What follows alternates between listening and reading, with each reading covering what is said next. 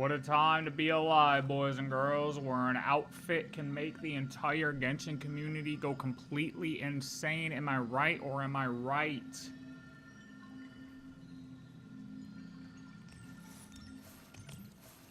One single outfit. One single outfit makes the world go mad. There's a lot to analyze with an outfit, guys.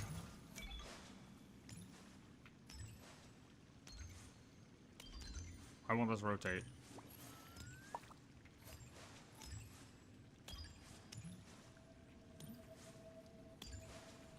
Why won't this rotate?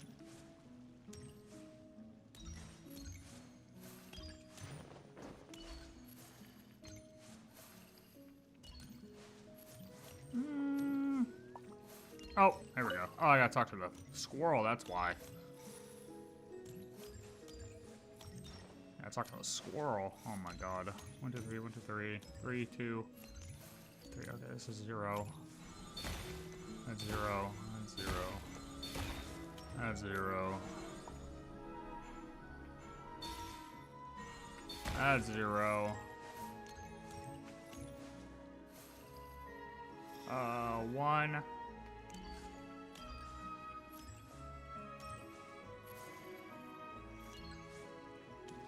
Rotate again.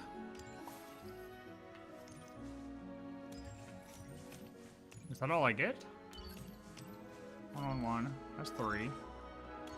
That's 2. That still says 2, right? Oh my god. Is that 4? 4. 2, 3. That's also 3. This is 2.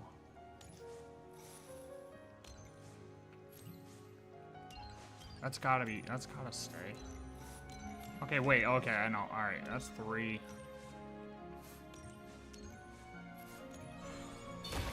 That one.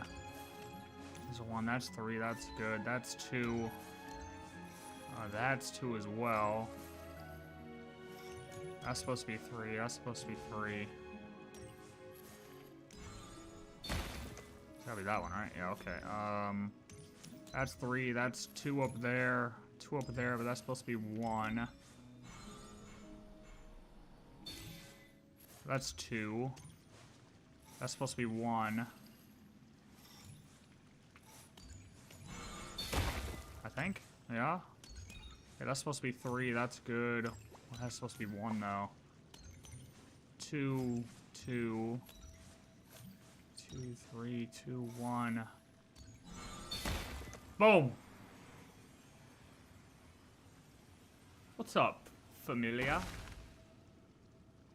Yeah, a little intro puzzle today. A little intro puzzle to work your mind. Oh, we got a little owl cooking. Look at him. What a nice little owl guy.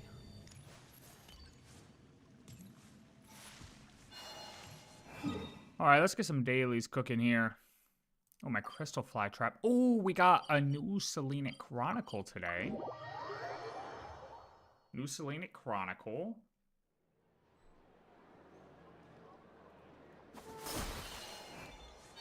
Where's my music? There we go. Let's grab this. Boom. Throw these in. Max it out. Bang. Boom. Oh, my shit's full. Oh my god. Let's go get some Mora. I just gotta not use... I really need to clear out my artifacts at some point.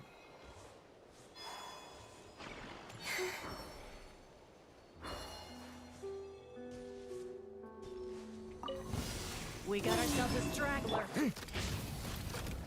Thunder! Bow, bow, bow.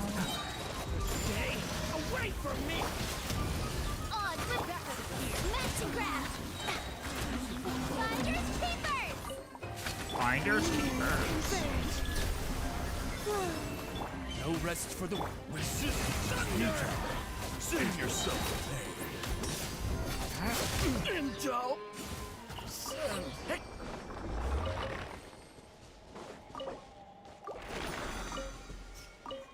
Get a little more action cooking. 'Cause I think I'm pretty broke. I might not be broke right this moment, but I'm close to broke, you know? And once I go start, getting Columbina's Stay away from me. balance finished up, pretty probably broke. By royal decree. Ow. Surge. Jam. Use the force off. You're my target. Hand it over. A new moon rises.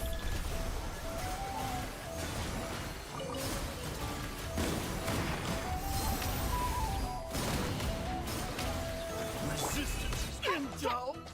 Die, sir.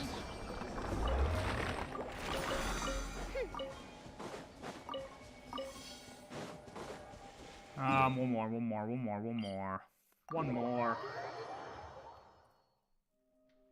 Dude, like, I see Stygian's reset today, but I'm like, ugh. Alright. What kind of difficulty am I gonna try it on right now? Realistically. What difficulty am I gonna do Stygian on today? Realistically. The one to clear out and get primos. That's about it.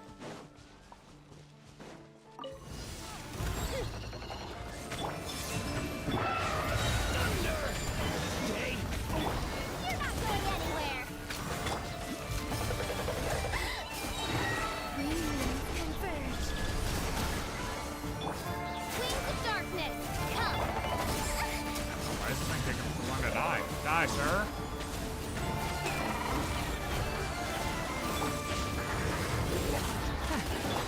Stay away from me. Reveal thyself. A new moon rises.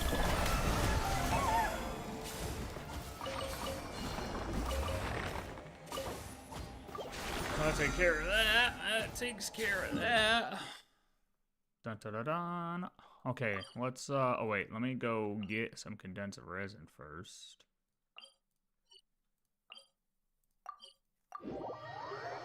Oh, and then Selenic Chronicles.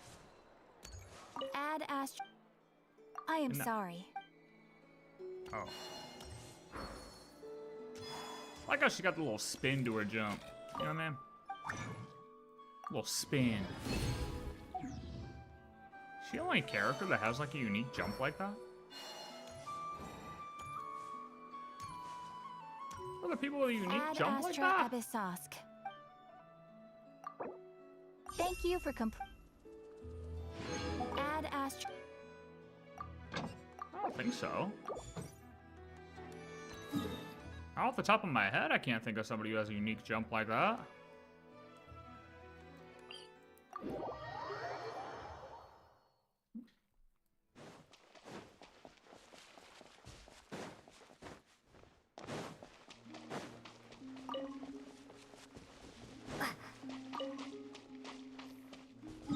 What week am I on anyways right now? I think I have 2 left. Ugh. 2 left, and then we unlock number 3.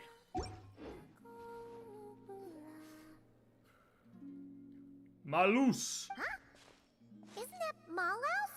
Oh, Is she Malaus. been out gathering inspiration again? Yes. But the little one has been like this ever since she came back. As if lost in thought. Huh. Maybe the theme this time is super profound.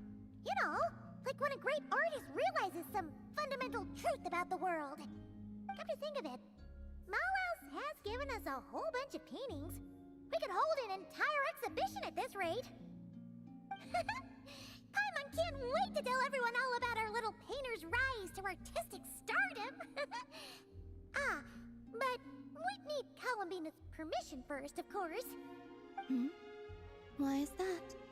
They're all paintings of you. Oh. It's okay. I don't mind. Don't want to get sounds sued. intriguing. Columbina could sue us. Oh, Mallows has decided what to draw. Quick, let's see what kind of paint we've got. This time, let's go for deep and tranquil colors. Deep and tranquil. Deep and tranquil. Well, this, I mean, he's got a bunch of that. Let's give him a lockaberry. Lockaberries are cool. Alright, these should do. What do you think, Mallows? That looks like a good choice to me. Looks like a happy Kohenki to Paimon. Oh, wonder what kind of painting we'll get this time.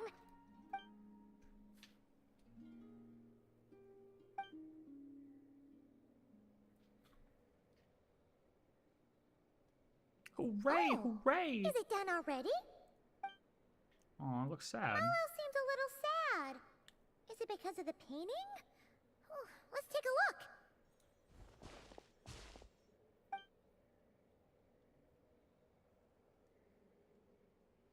Okay, so it's Columbina taking a walk under the moonlight and gazing up at the night sky. I must be looking at the true moon beyond the false sky. I used to take midnight walks like that all the time. Old news, old news. Oh, right. Old news. Columbina is pretty much confined to this garden now, even though KRAI is where she was Yes. born. I would gaze at the sky and wonder, what really lies up there on the true frost moon?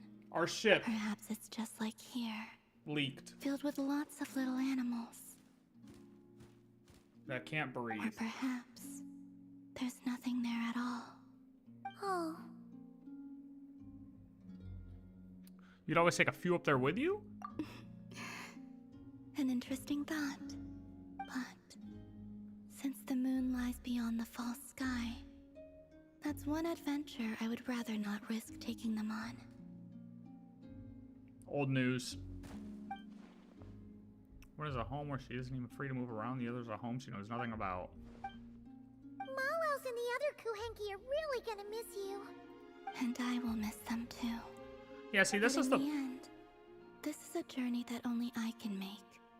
And the answer at the end of it is mine alone to seek. See, like, they did a good idea having these weekly quests in here, but the problem is now after we did the quest, none of this even matters because this And who is all knows? fake. We know this doesn't happen. Whatever that answer turns out to be, perhaps it will be something beautiful. Like, they should have just let us spam these ones now. Just let us spam everything up to week 3, or like the 3rd phase. Well, we'll just have to come visit you then, with Mallows. All right. We could hold that art exhibition on the moon, perhaps. Yeah, that we could do still. Yeah, great idea. It's a promise. That we could do still. I hope so. I truly do. That part we could do still. But yeah, I mean, I love the fact of weekly events, but that part just kind of got a little tricky. Got a little tricky now. What is there up on the moon? My ship. See this outfit? That's how I get it.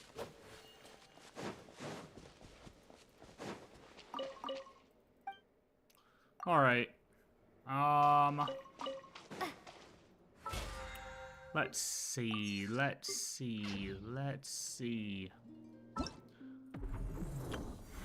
Claim these. Look at Radish out here. Look at Radish out here. This guy.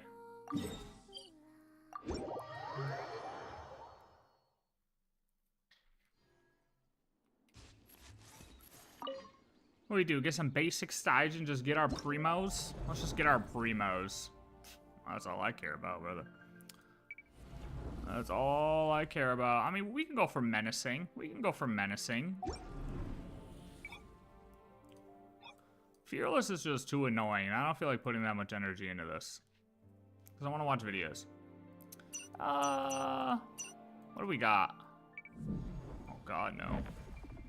Definitely not that. I still can't switch teams though, right?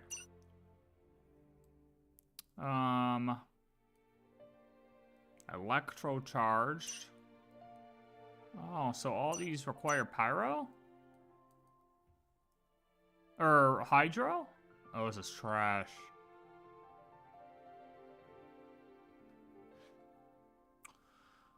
Oh boy.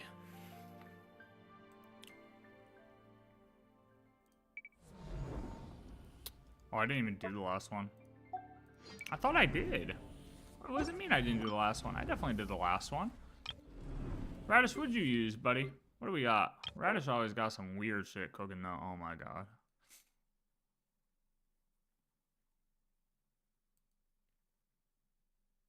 I love how you have Nouvelette C1. I have Nouvelette C1. You got to get those numbers up.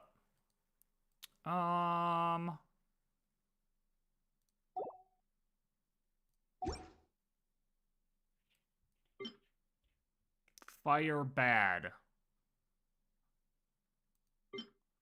This is lunar reaction. Ah, boy.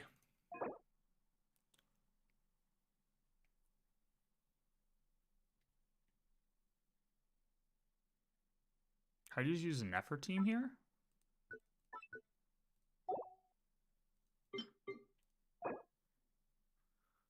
The opponent is preparing to activate electro charge and lunar charge damage are more effective at destroying the shield.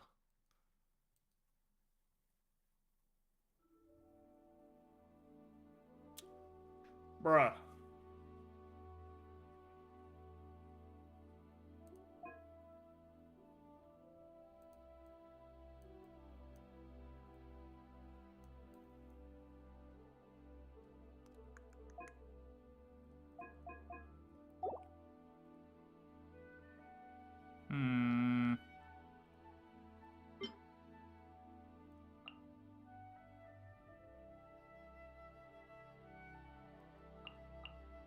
My columbina isn't really fully built yet, but I think we'll be fine with this.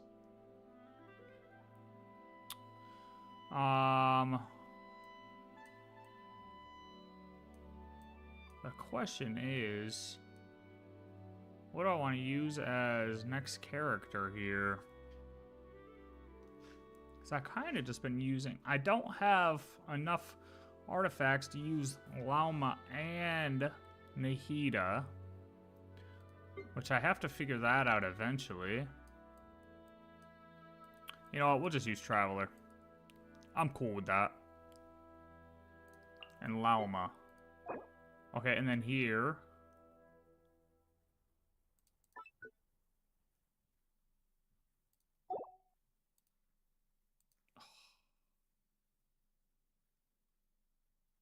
Man.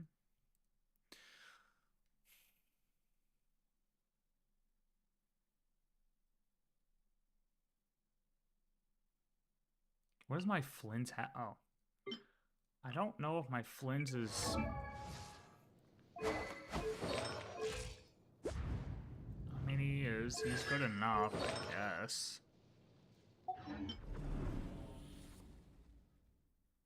Could we just use, like, Flynn's fucking...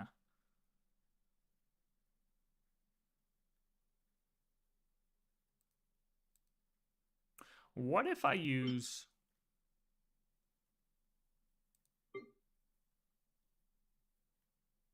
Like... Oh, no. That won't work. What do we use? Flynn's, I know.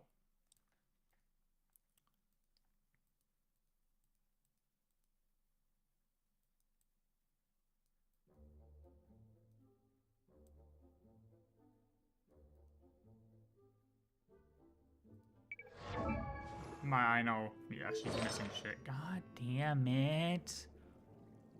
Okay.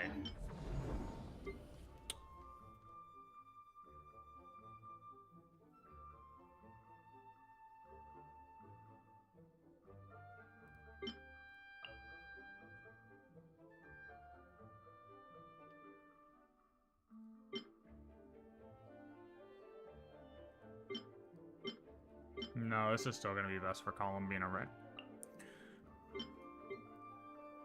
Because down here, I think I want to use boom bang.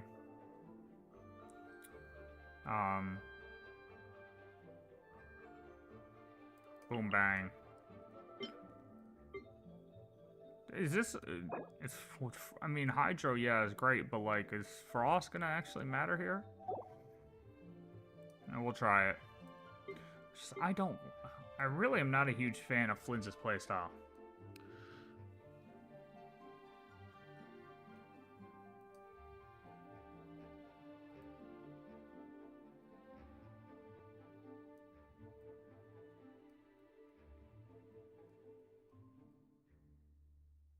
What if we do Flynn's? I gotta see if I have artifacts for I know. I don't really think I do, though. I mean, I gotta quickly throw this crap on her. Whatever's on Yehoda.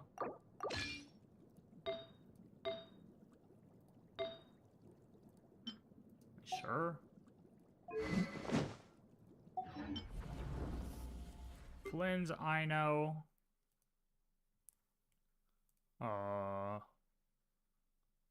Anefa.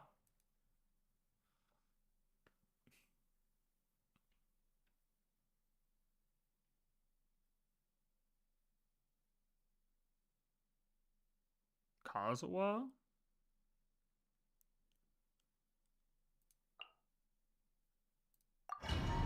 Yo, I'm feeling it. I'm feeling it. This is gonna be the worst team by far, so we'll try this one first. Oh my god. Use of force authorized. Dude, the thing is, I really don't know how to use points. Alright, what is this? One with nature. Close your eyes. Be silent.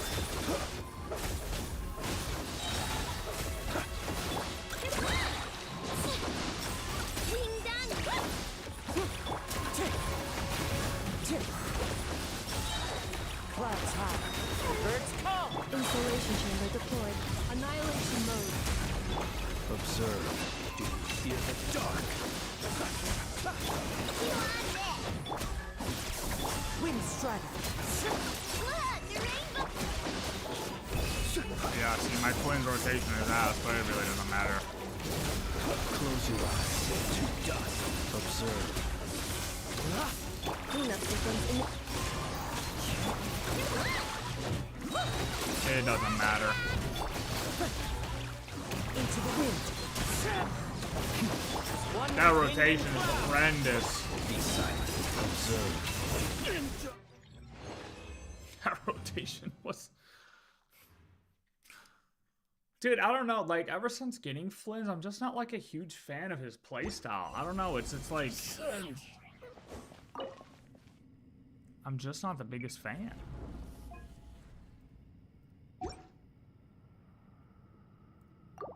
Oh, man. Oh, this isn't difficult. No, I'm not on a difficult version. Don't worry. Look, I'm on gold. I'm going for the simple shit. I don't go for the hard stuff. Nope. Nope. I don't spend that much time. Oh my god, I'm totally full. I'm not here to go for the super difficult stuff.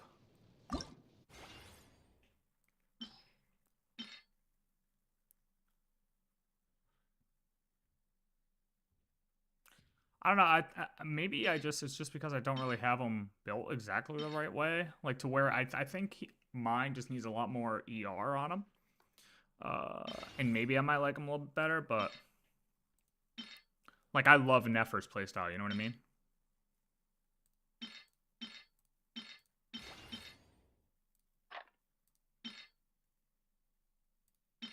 That's ass. That's ass. That's ass.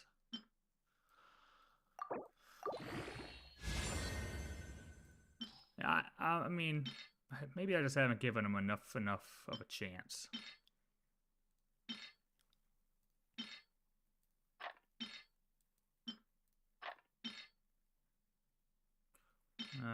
Ass, ass, ass, ass. I sound like Big Sean song. Ass, ass. Maybe.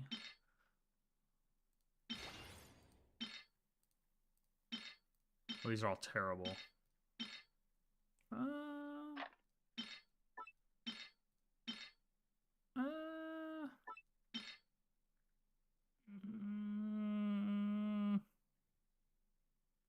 Probably not.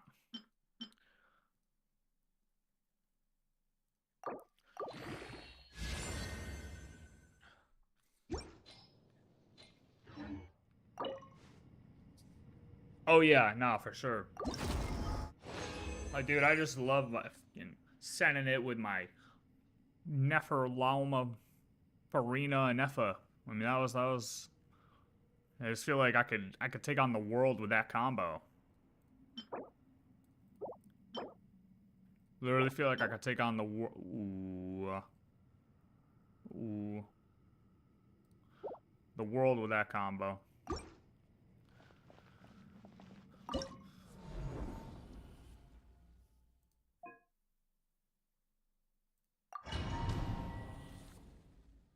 But yeah, maybe I just gotta give Flynn's a better shot.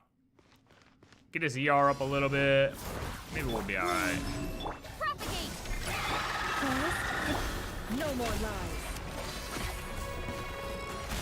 Oh my god, this guy spawns the chickens.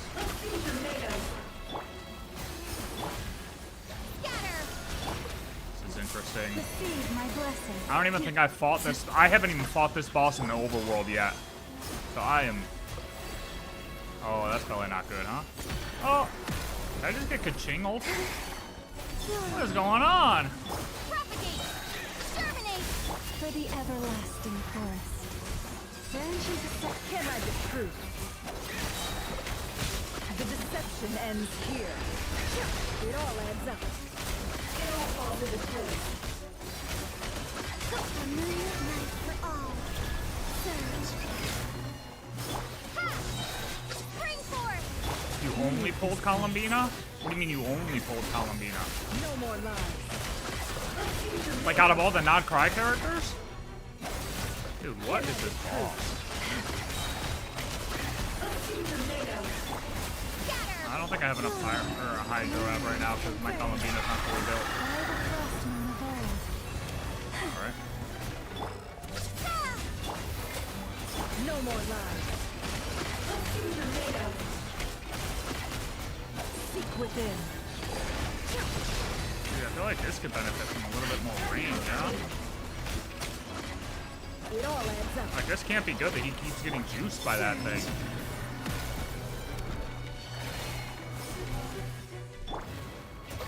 Oh no, this is awful.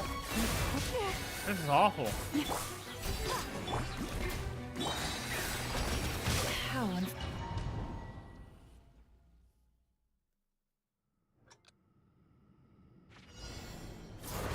What the hell was that?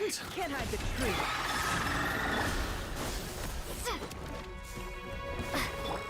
Forest, protect us. It all adds up.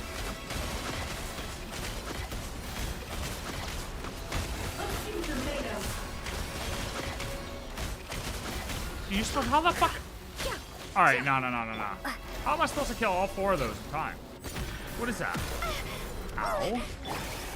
Leave this place. Or doesn't it really matter? Propagate! Germinate! Can't hide the truth. With one heart, we Bro, what? The deception ends here. No, don't do the thing again. Don't do it again. Don't do it again. coalesce. Surge. A new moon rises. It all falls into place. It all adds up. Spring forth! No, this is, I don't think there's a team for this. For the everlasting forest. No more lies. The mystery unravels. Can't hide the truth. Three moons converge. Receive my No more lies.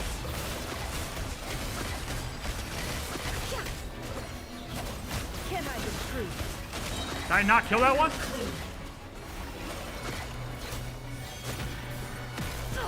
Absurd. The deception ends here. You poor lost lamb. This is awful. One heart. It all adds up. A moonlit night for all. Those things just take forever to kill. Cause what could trigger fall damage on them when they first spawn in? What? What?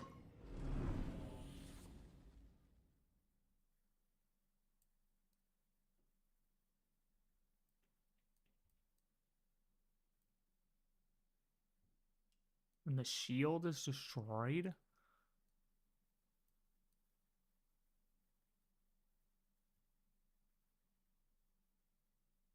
Destroy all of them.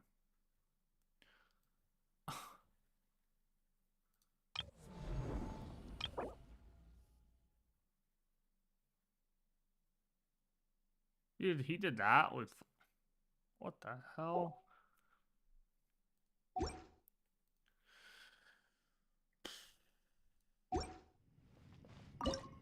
How do I get out of this?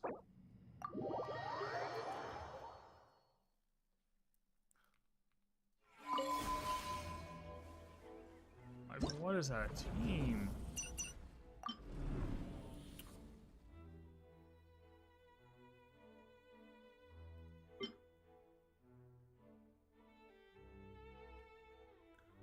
I guess if I do...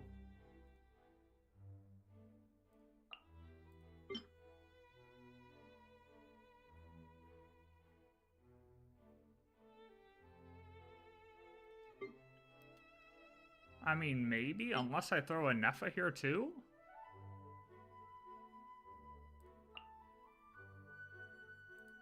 Do we think a Nepha there is better?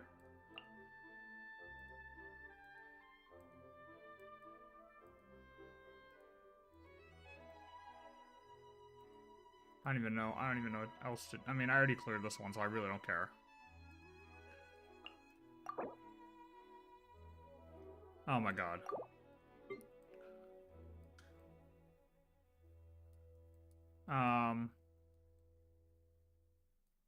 I mean, screw it, dude. I'll just throw fucking Yamiku there. I don't even care. Sure. I just want to try this first boss with this setup. Will this work? I barely did this. Okay, Radish, listen. Listen, buddy.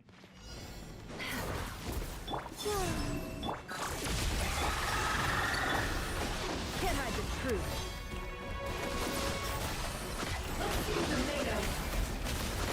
It all adds up. I don't even, like... Can't hide the This truth. is just... These chickens are so stupid, dude. How the... Isolation chamber. Yeah, like, you're... This... Protect us.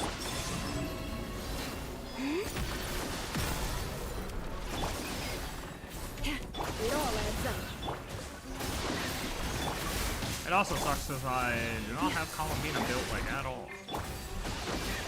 No more lies. The mystery unravels. I didn't think it would matter. For the everlasting forest. Leave cleanup sequence in it. It all adds up. Preparing for dust up. Forest? Can't hide the truth. It all falls away. Converge. Ah, crap. No more lies. It all falls into place. Seek within. No! You disappeared. Defensive mode. Dude, honestly, I don't even care about killing these right now. It doesn't even matter. I'm gonna... Can't hide the truth. It all adds up.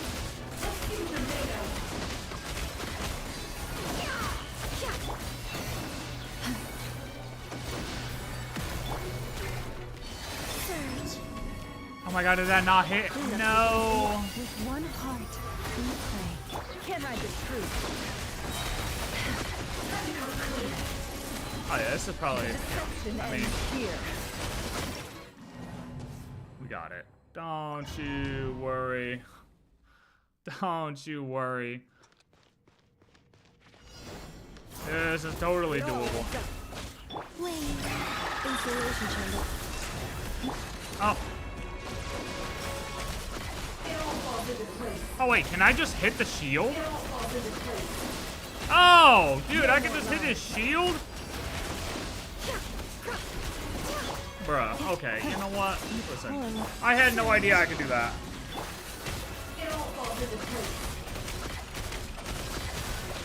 Can't hide the truth. I mean, this makes this 12 times easier. I'm sitting here trying to destroy the chickens. Come on, columbina. It all adds up. Can't hide the truth. Annihilation mode. That's unbelievable. It all adds up. Seek within. I mean, like I said, I haven't fought this boss in the overworld yet, so I had Can't hide the truth. no idea. Why is he like immune to everything? Throws just absorbing damage. Yeah, that was definitely evil.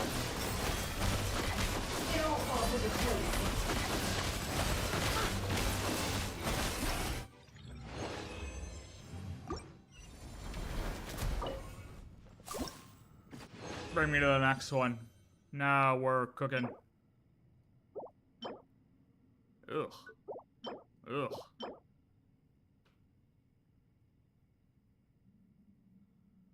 We all know ER circlets are fucking rare, so I might as well keep it. Oh, did I just hit challenge again? No, no, no, no, no.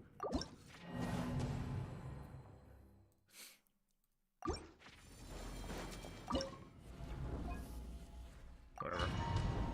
This one should still be fine. It's like the same team, just without an Effa. Use of force Right here. authorized. I warn Right you. now. Looks like violence is here. Chew on this. Close your eyes. Observe. Into the wind. Emerge. Come on, I know. Wings on water bomb. Okay, maybe this is... One with nature. Close Is it really that much harder to destroy? Fear the dark. Fallen leaves. Adorn my night. Right here. Right now. Emerge. I guess so. Wow. That shield's that much harder to destroy without an Effa. That's crazy. Observe. Close your eyes. To dust.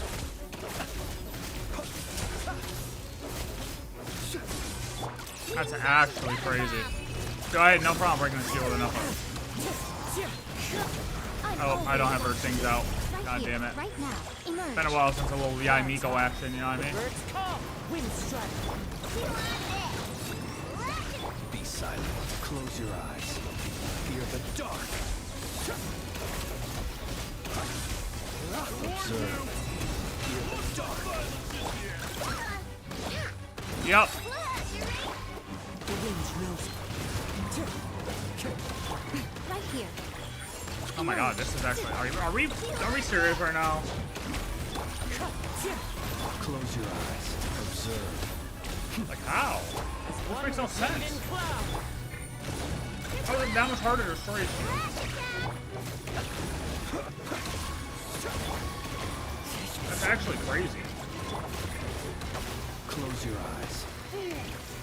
Are you quite finished? It's a grave Oh, situation. this is exactly why I don't do these things on like super hard mode, because it's just not what I want to do.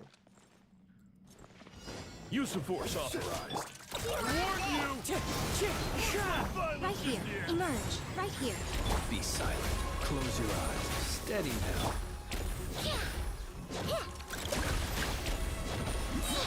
Wings on water.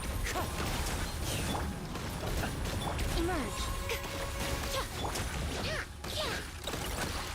Wind strike. Yeah, that's just crazy to me. I don't even understand. How wasn't Nephilim hitting so much better? Adorn my Look, the rainbow! You don't know what's good for you. Be silent. It's alright.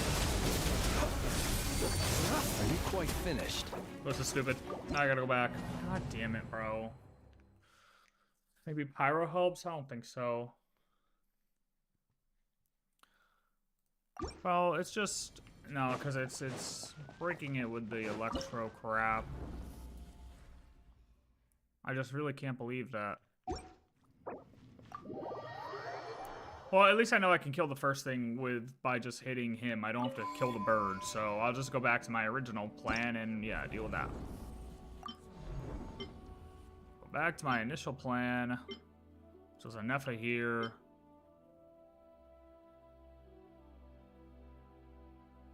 Who do I have here? Oh, Traveler.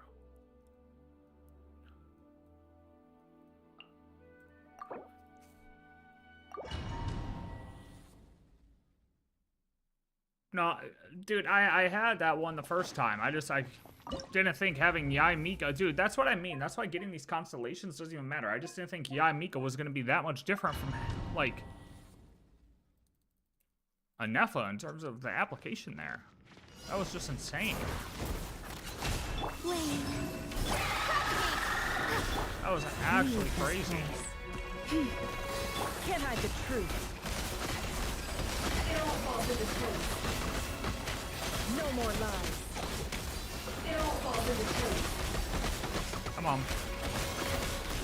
Can't hide the truth. Surge. Forest, protect us with one heart. Exterminate!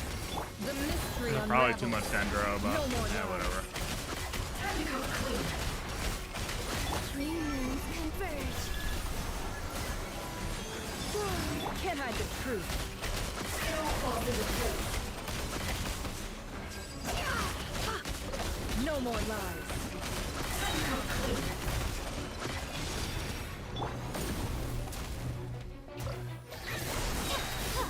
Spring forth!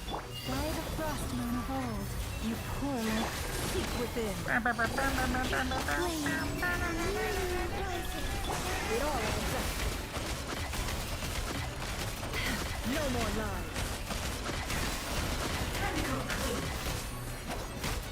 It all adds up. It all falls into place. Surge. It all falls into place. Ah, crap. The deception ends here. Come on. Can't hide the truth.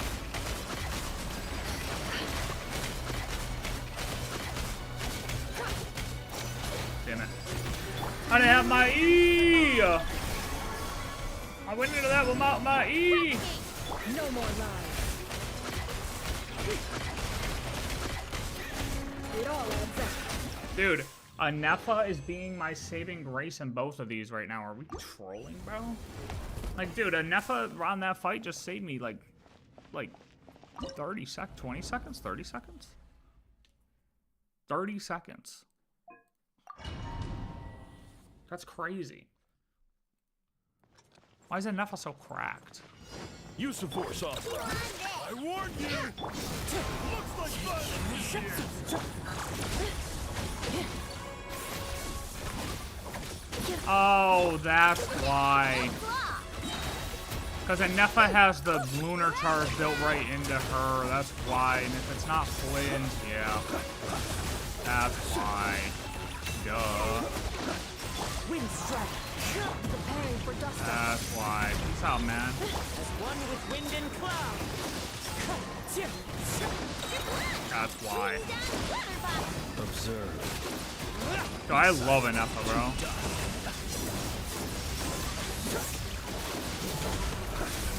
Observe. Night falls.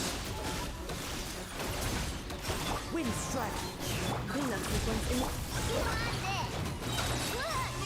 Be silent. Observe. Night falls. That was... I still figured with like Flynn's hitting his Electro with Ino enough that it would have been enough to, you know, hit enough lunar charge with that, but I guess not. Send. How stupid. I have no idea how this is gonna work though. You did dire faster than I did menacing. Listen, brother. Listen, brother. Go. What do you think about this team? You think this team's gonna clutch up or what?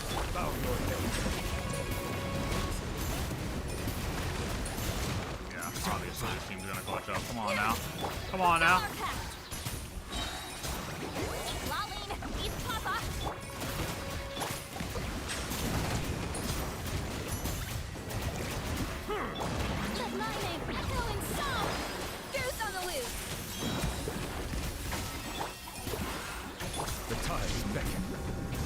I'm surprised you're Nuvolette C1. Out of all the characters you have, and you have a C1 Nuvolette. That's crazy.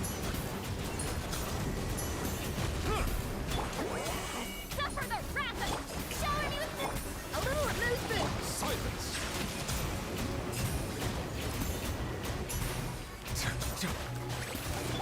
No, I don't know why I keep. All right.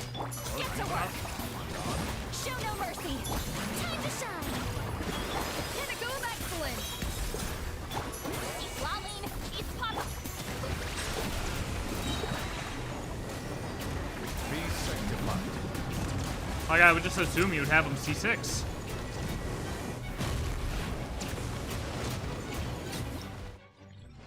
You know what I mean? I just assumed you'd have him C6. Look at that record. What do you think about that? What do you think about that? What do you think about that? Hell yeah. Oh, fucking Christ, brother.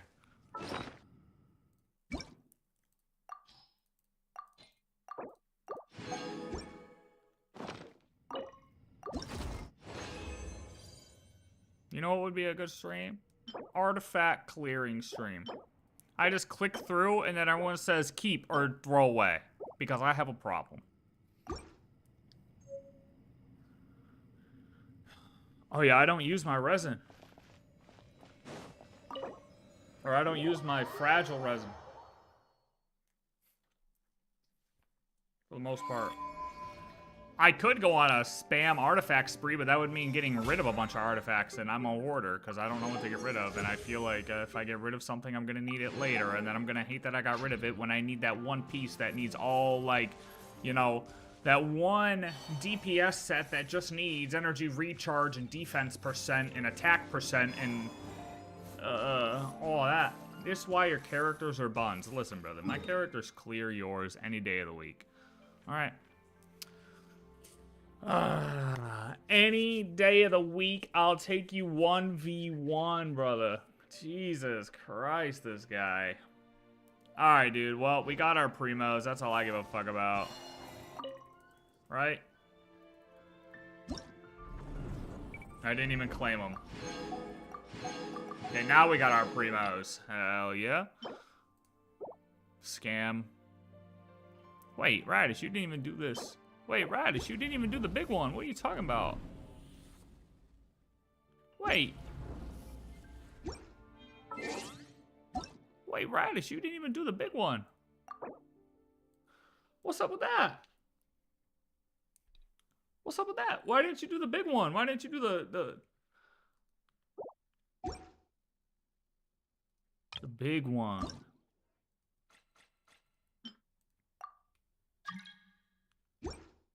Raz, you gotta get on at some point. We gotta do these goddamn bosses, bro. I don't know why you keep avoiding me, man. We gotta do these bosses at some point, man.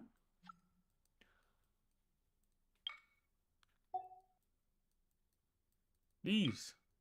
We gotta go... Yeah, I'm talking to you. We gotta go clear all these. Look at this. We gotta go clear all these bosses, man.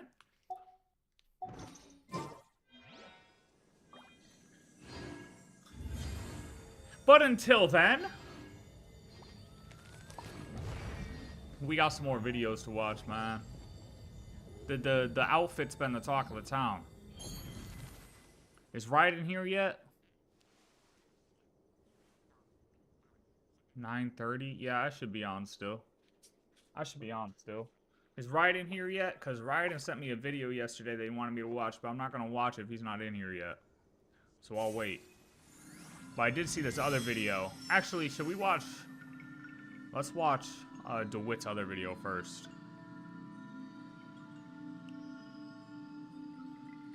And then there's a...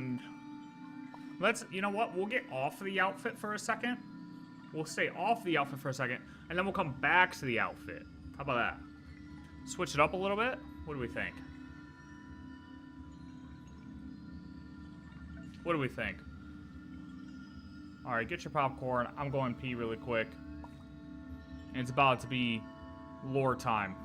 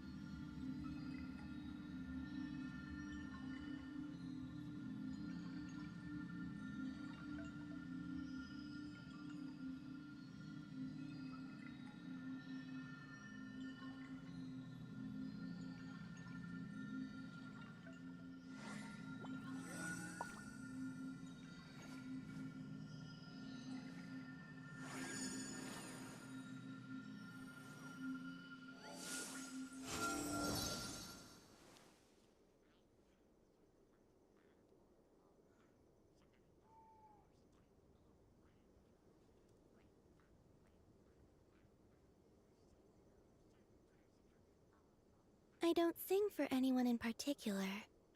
Still, if someone stops to listen, I hope it provides a moment of peace all the same.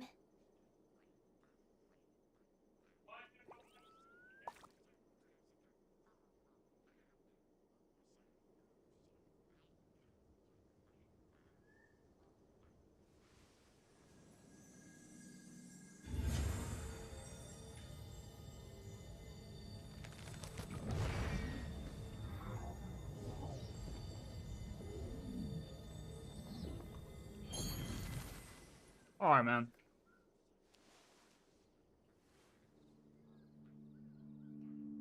Hope you got your food ready. I don't know if you guys have heard. Something is very wrong with the sibling.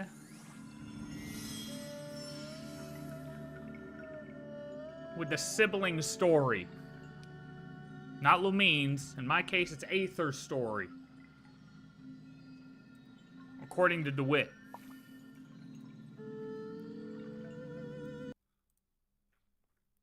Predictions? What do we think's wrong with the story? Their motivations, perhaps? Let's see what we got. Oh, wait. I gotta activate my sound over here, probably. That'd be great, so you guys can actually hear the video. That'd be freaking cool. I don't know the answer to this. Now, this is a tricky video to make, and I'm gonna be blunt. I don't know the answer to this problem. This might come as a shock to many of you. How you gonna make a video and then not have the answer to it? Some even call me a beacon of guiding light when it comes to knowledge, and today I will, further prove this and expand my intellectual mind by simply stating, I don't know. This topic of when the Abyss Sibling came to Teyvat, how it's possible they could have never left the ship, yet appeared outside of it, it's a conundrum, and one that might even be trickier than you're being led to believe. Like, literally, everything is wrong with everything here. For instance, technically, our twin should at the bare minimum have been on Teyvat for hundreds of years before awakening us, given that's how long the ship went undisturbed. Not even anything to do with, the whole recent, the ship came to Teyvat once thousands of years ago, just at the bare minimum, hundreds of years before awakening us. And this is just one example, so let me show you how deep this rabbit hole really goes. I'm an arachnophobia, after all, which means, I think better when speaking aloud, so let's begin. What? He's an arachnophobia? This is just one example, so let me show you how deep this rabbit hole really goes. I'm an arachnophobia, after all, which means, I think better when speaking aloud, so yeah, that makes sense. Let's begin. We first saw our twin rescue us via Columbina using the Moon Mirror. The Moon Mirror presumably used the memories of the land to allow us to look into the past, but Teyvat's memories are bound to Irminsul. see the problem. What's there to say Irminsul wasn't altered to hide our siblings' past, given, let's not forget, someone's already altered Irminsul to hide our siblings' future? But just as her journey was about to reach its conclusion, the Irminsul records on her suddenly become fuzzy. What do you mean, fuzzy?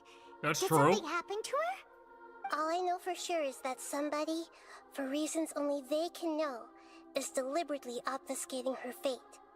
And whoever it is, if they can do that, who knows what else they're capable of. Now, while we still don't know who did this, odds are it's Vedrfolnir, right? Aside from having the power to do this as one of the 5 bastard sinners, his whole thing is fate, right? Rise above the fate bestowed upon you. Go forth, become a transcendent one, rise beyond the fate bestowed upon you. The Traveler's sibling was seemingly given an off-ramp this patch to this conundrum of how they could have possibly never left the ship but appeared on the outside of it, with the revelation that the twin ship has made it to Teyvat once before, thousands of years ago. But the logs show that our spaceship flew over the skies of Teyvat once before.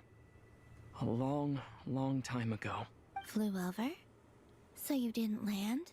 No, the ship barely came to a stop before flying on again. After that, it continued traveling through space for a long time. Some of the data is corrupted, but I suspect that it kept flying for thousands of years. It was only after that that the ship made a forced landing in KRAI. When Lumine found me, she came from outside the ship. Could this mean that she left the ship long before I did? Maybe even during our first pass over Teyvat. Now at a glance, some might immediately write off the possibility that the twin could have been on Teyvat for thousands of years, but not me.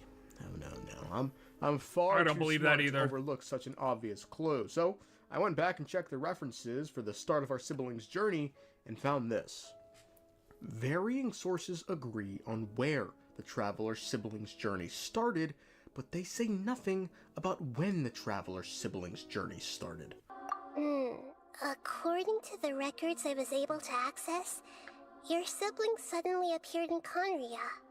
After the KRAI disaster, she began her journey through the 7 nations of Teyvat. The reason why there are records about your sister in Irminsul, it might have something to do with KRAI.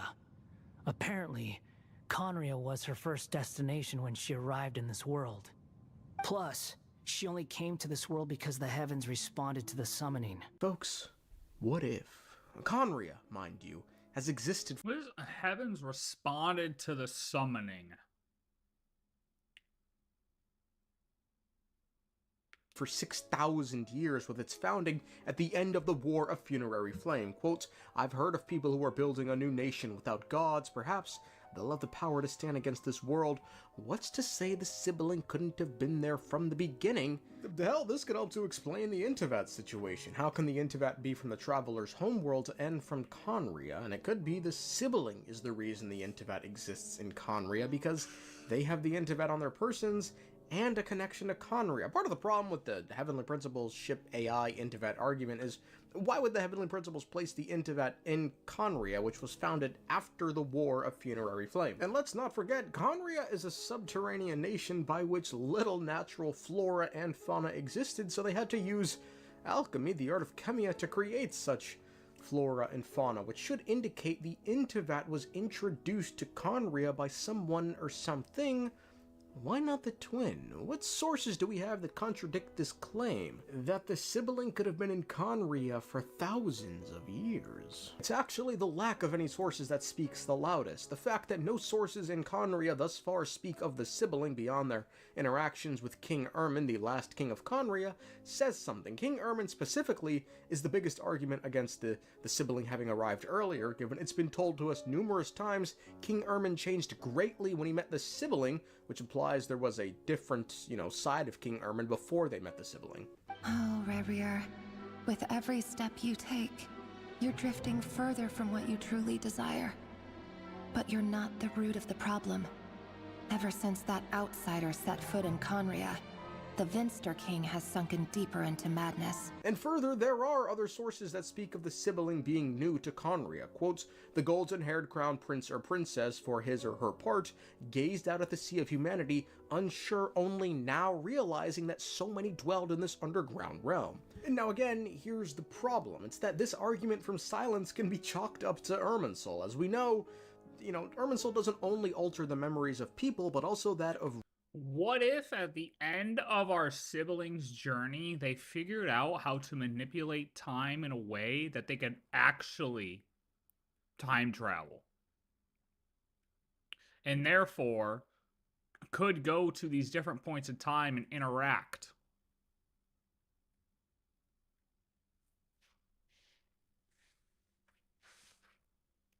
writings and documents to reflect the new reality. So, if the twins' past was changed through Irminsul to make it seem as if they only appeared during Conria's twilight years, then the sources we have describing their interactions with Conria as fresh are exactly what we'd expect to find. Which is why the ending of our journey appears fuzzy. Because we eventually got to interact with the primordial power of the world and manipulate time. So when it says fuzzy, it's just maybe we just disappeared off of the timeline. Or our sibling disappeared off of the timeline. You know what the weirdest thing about all this is, circling back to the beginning of the video, is despite the fact that I'm framing all this as the sibling popped up in Conria a little over 500 years ago at some point during Irmin's rule, let's not forget something sneaky we learned. The ship the twins came in, after it crashed to Nod KRAI, the ship was there with a traveler in it for hundreds of years. What is this thing? I've never seen it move, and there's no way to get inside. Goodness knows. My grandpa says it's been sitting here at least since his grandpa was still alive. What about his grandpa? Did he say anything to your grandpa's grandpa about it? Huh? I don't know. In all likelihood, it was here back then too. Hard to imagine something this huge could move. Guess that means that as far as they're concerned, this ship's been around a long time. And all this time, the twin wasn't in it because we never see them leave, yet they pop from the outside right at the start of the cataclysm, so that begs the question, for those hundreds of years before the traveler was woken up, what was going on with the sibling? Because they weren't in Conria, right? Because we know there was an Irmin before and then an Irmin after, so where were they? Well, let's ask the sibling. 500年前、カーンルイエに来たばかりの頃、私は全ての記憶を失ってた。カーンルイエの姫として王宮で長い時を過ごしている間に、やっと少しずつ思い出したの。お兄ちゃんのことも含めてね。Well, would you look at that? The sibling had their memories wiped before winding up in Conria. Interesting. They state they slowly began to regain their memories, but never share to what extent. What's even stranger is, even if something nefarious happened to the twin in those missing years before their arrival to Conria, it didn't shape them into the monster they are today. That turn of events apparently occurred while they were traveling through the Seven Nations with Dainsleif and came across the true nature of this world. I have already traveled through this world once. Once you reach the end of your journey as I did, you will see for yourself the true nature of this world. So ultimately, here's how I see it. I think there's two possibilities, and neither of them are particularly clean. The first is the direction the most recent Archon quest is seemingly pushing us towards. During the ship's first flyover over Tevet, the twin was summoned by Conria, who we know since the time of the Crimson Moon Dynasty thousands of years ago had been looking for a descender, quote, in anticipation of the arrival at their kingdom of gods from beyond the so-called ocean, or rather the arrival of beings who could transcend the gods. They founded an organization, an orphanage, to take care of such children. In latter days, the orphans of the kingdom and those who wandered in from outside were accepted as well. Something then happened, I don't know what, maybe the siblings somehow got involved in the Eclipse Dynasty taking over, but something happened over this next couple thousands of years to cause the sibling to belong to this world. There must be something different about your sister. Because, as it turns out, the world has recorded information on her after all. What? There is only one possible explanation. She belongs to this world. We don't have the faintest idea as to what it means to belong to a world, so I'm not even going to begin to speculate on how that process looks Fair like, enough. because it could involve parameters we just don't know about yet. Regardless, following this, Irminsul would be changed to make the siblings seem as if they appeared during the final years of Conrad? See, this is where I get all, loosey-goosey, because if the sibling belongs to this world, then Irminsul alterations shouldn't even be noticeable to them. There shouldn't be this, oh, my memories were wiped, which leads me to the second possibility. The first flyover is unrelated to the sibling, and they truly were pulled out of the ship when they were summoned to Conria a little over 500 years ago, and this messed with their memories. I thought the ship came down when I thought that whole, and I might be misremembering, and now I gotta look it up. I thought when we were interacting with the ship, we were talking to Hyperboreans. Oh,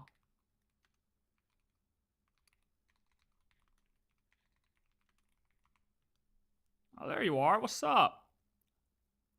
I was waiting to watch that other video you linked.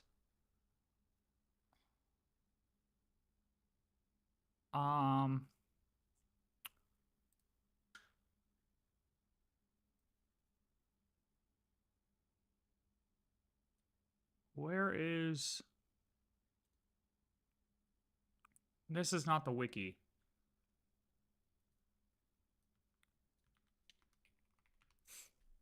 I'm chilling. I'm trying to figure out who... I need to relook this up again. Because I thought when we found our ship, the beings that we're interacting with were from Hyperborea. But I might be misremembering that.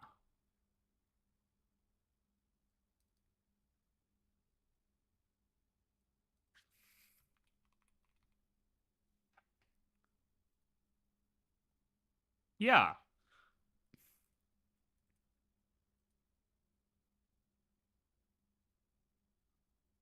The beings are Hyperborean phantoms outside of our ship as well. So that means the ship was there 6,000 years ago. That's what I thought.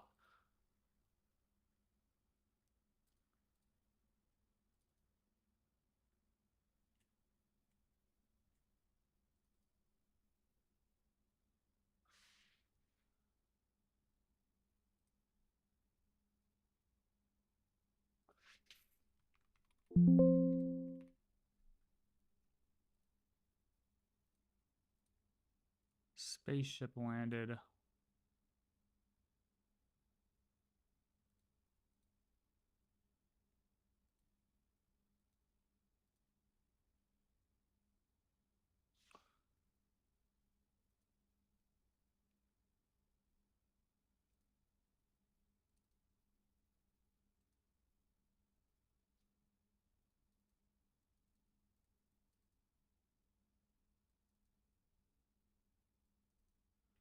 I mean, I guess it's implied... Like, because they mention phantoms, Hyperborea, but they don't say the ones right outside our ship are Hyperborean phantoms, right? But I'm assuming if the other phantoms are Hyperborean, why wouldn't the phantoms outside our ship be Hyperborean as well? Not to mention the phantoms that the Taurid interacted with were also Hyperborean. Hyperborean was 6,000 years ago. So that's why I'm like, if they're seeing our ship, that means that the ship landed 6,000 years ago. So when he's saying...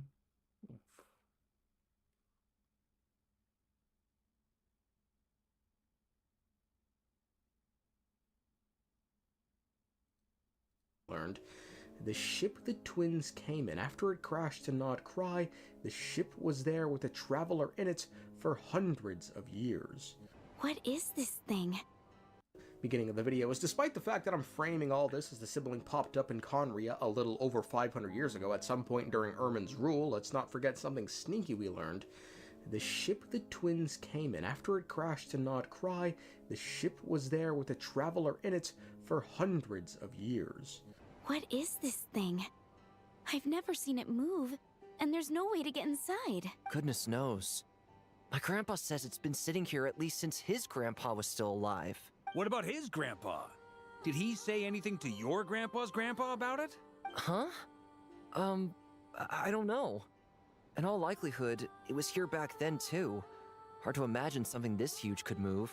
Guess that means that as far as they're concerned, this ship's been around a long time. And all this time, the twin wasn't in it because we never see them leave, yet they pop from the outside. Hyperborean or separate timeline from the ship? Yeah, I just find it weird that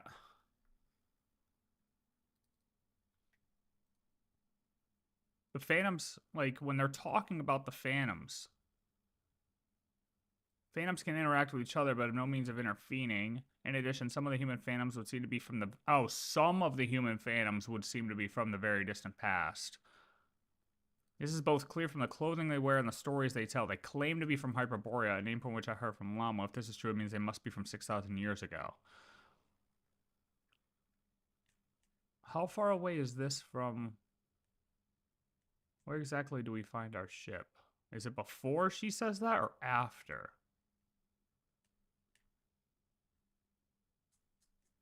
Before we find our ship, I think.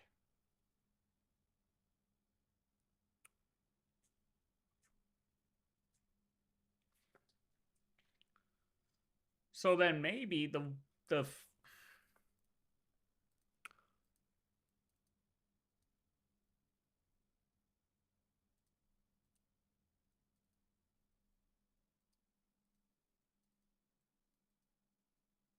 So then maybe the ghosts outside of our ship aren't actually Hyperboreans. I thought they were just from the same timeline. That's how I interpreted it. Because the Phantoms were, you know what I mean? Like, all the Phantoms we interact with and talk to were from that time. That's how Dotori was able to talk to them and interact with them. The timeline of Durin interacting them was a Hyperborean person. You know what I mean? So what are the odds that the one time that they're outside our spaceship, they aren't Hyperborean era. They aren't 6,000 year ago era.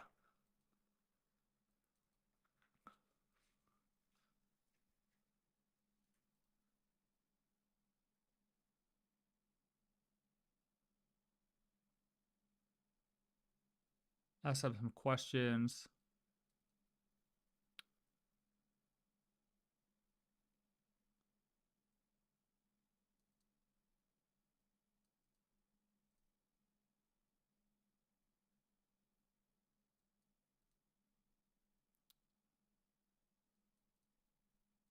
Never seen it move.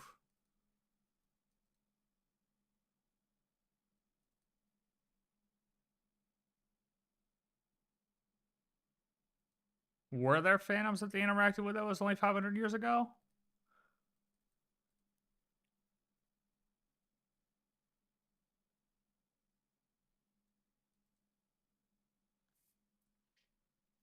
Well, then that's an overlook on my part.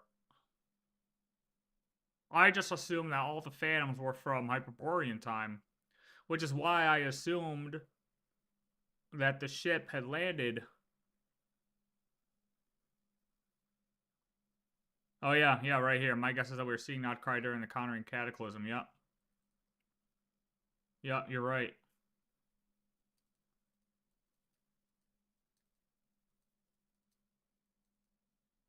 Oh yeah, they were from, yep, they were from that time. They weren't Hyperboreans, that's right.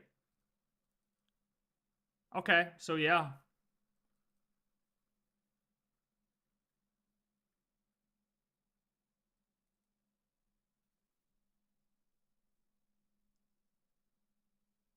So then, does that mean we really don't know exactly when our ship crashed still? God damn it. This is how easy it is to lose track of stuff, man.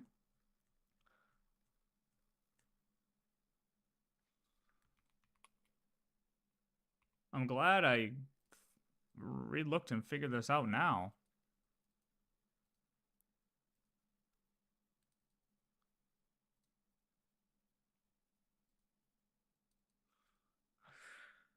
But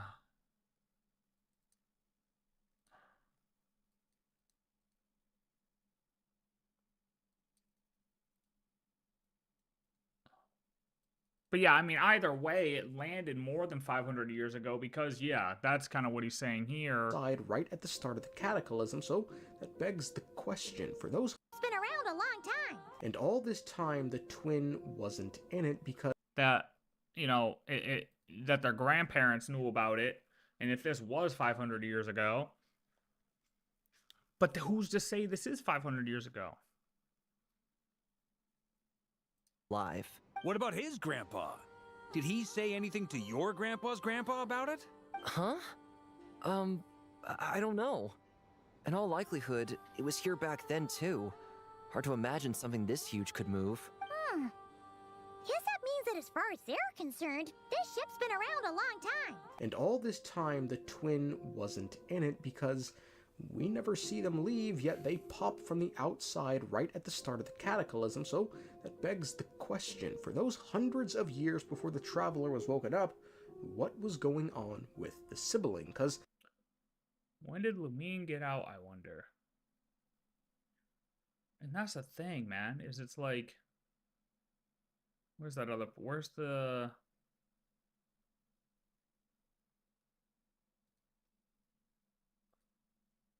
She came from outside the ship. She came from Could this mean outside that the she ship. left the ship long before I did?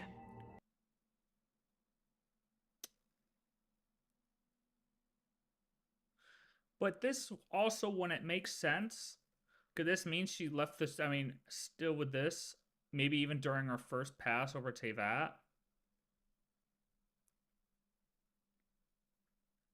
I guess it could.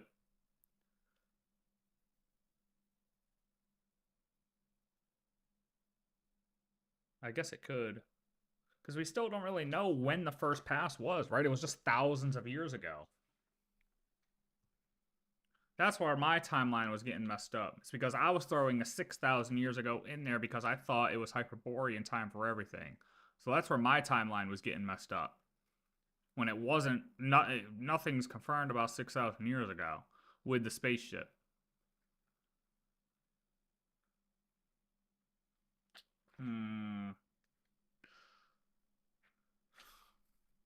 Oh shoot, hold on. Dude, it's all just... Are we gonna... Yo, what we need a community timeline, bruh. You know what I'm talking about? Like, I'm telling you, one of those big documents that just... we could place timeline points on it. We need a Genshin community timeline, low key.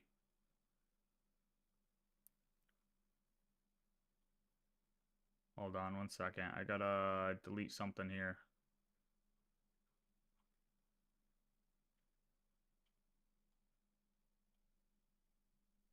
Oh.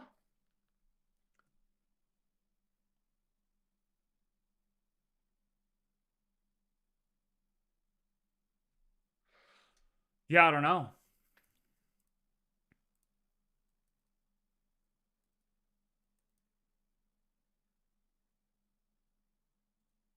during the ship's first flyover over Tevat, the twin was summoned by KRAI, who we know since the time of the Crimson Moon Dynasty thousands of years ago had been looking for a descender, quote, in anticipation of the arrival of their kingdom of gods from beyond the so-called ocean, or rather the arrival of beings who could transcend the gods.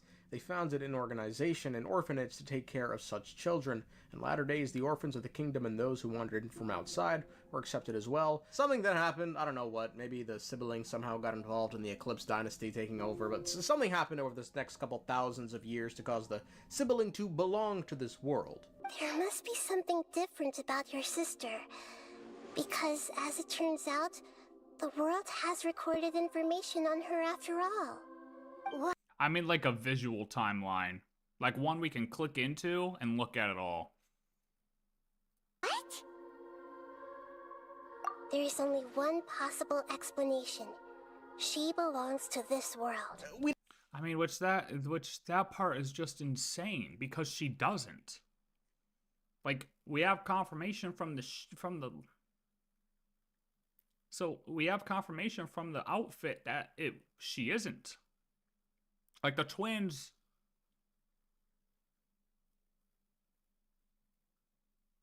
don't have the faintest idea as to what it means to belong to a world, so I'm not even going to begin to speculate on how that process looks like, because it could involve parameters we just don't know about yet. Regardless, following this... To be honest, it's all probably something to do with interacting with time, somehow. I mean, it's probably some type of time alteration, maneuvering through the timeline that... happened. I mean, just similar to how we just saw with Columbina, her interacting with the past to basically create herself. Yeah, community timeline and check the holes, is what I mean. But yeah, maybe, like I'm saying, maybe sibling got to the end of their journey, figured out how to actually manipulate time. I mean, Venti's got the power to blow Marjavari off of the timeline. You know what I mean? Like, there's abilities that we could have gotten, or the sibling could have gotten, made themselves part of the world somehow. Maybe they ascended to a certain level of being that made them be a part of the world, and then was able to manipulate time to trigger certain events. I'm just spitballing here. This is I'm totally spitballing because I have no idea, because there's so many things that just don't line up with the sibling, which is why, I mean, something is very wrong with the sibling. It's just at this point, I'm listening to this and I'm like, there's just so many holes that I don't even know where to go. I don't even know where to go from that. But, yo, look, I mean, yep, with this, we need more information. Straight up. Because this is just straight up, let's speculate until we can't speculate no more. But on that note, Raiden, oh, well, W. DeWitt. Yeah, round of applause to DeWitt. Yeah, boys pushing out some videos. Raiden, you're here now. So, I was going to watch your video. Or, well, the video you were talking about yesterday. Which, we're going back to the outfit. It's still the talk of the town. Alright? And I have another one after this that's talking about the outfit. So we're going to have a bit more of the same. A bit more of the same. But other perspectives. Because we're going to beat this AI thing into the ground. Alright?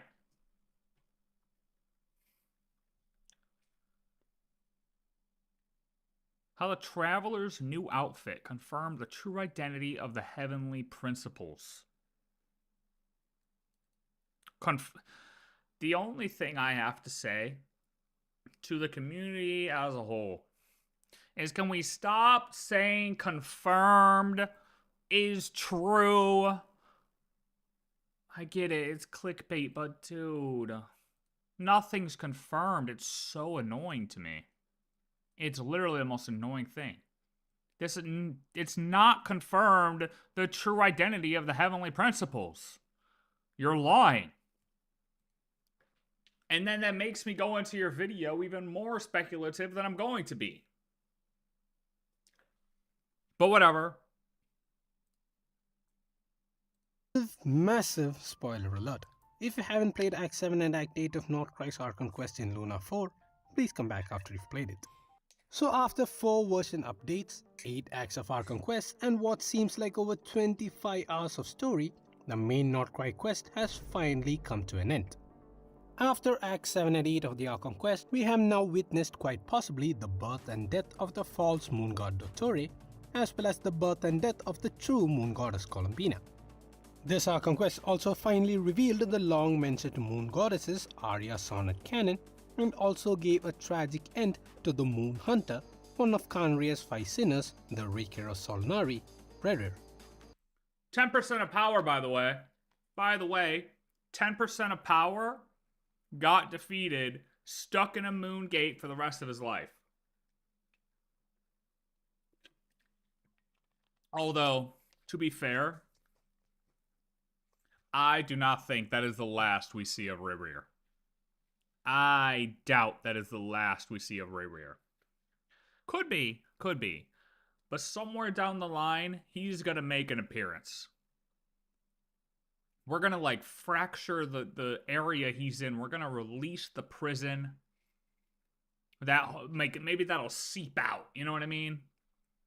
We're gonna get a different ending to that. I don't think he's over yet. This Arkham Quest also witnessed how the number 7 Harbinger Sandrone quite literally transcended fate herself and played one of the most pivotal roles in helping destroy Dottore and save the Traveler, all at the cost of her own life. Apart from all of these, one of the more groundbreaking lore came from the ending of Act 8 of the KRAI quest, when the Traveler was taken to the moon by Columbina to visit the spaceship that brought the twins to Teyvat.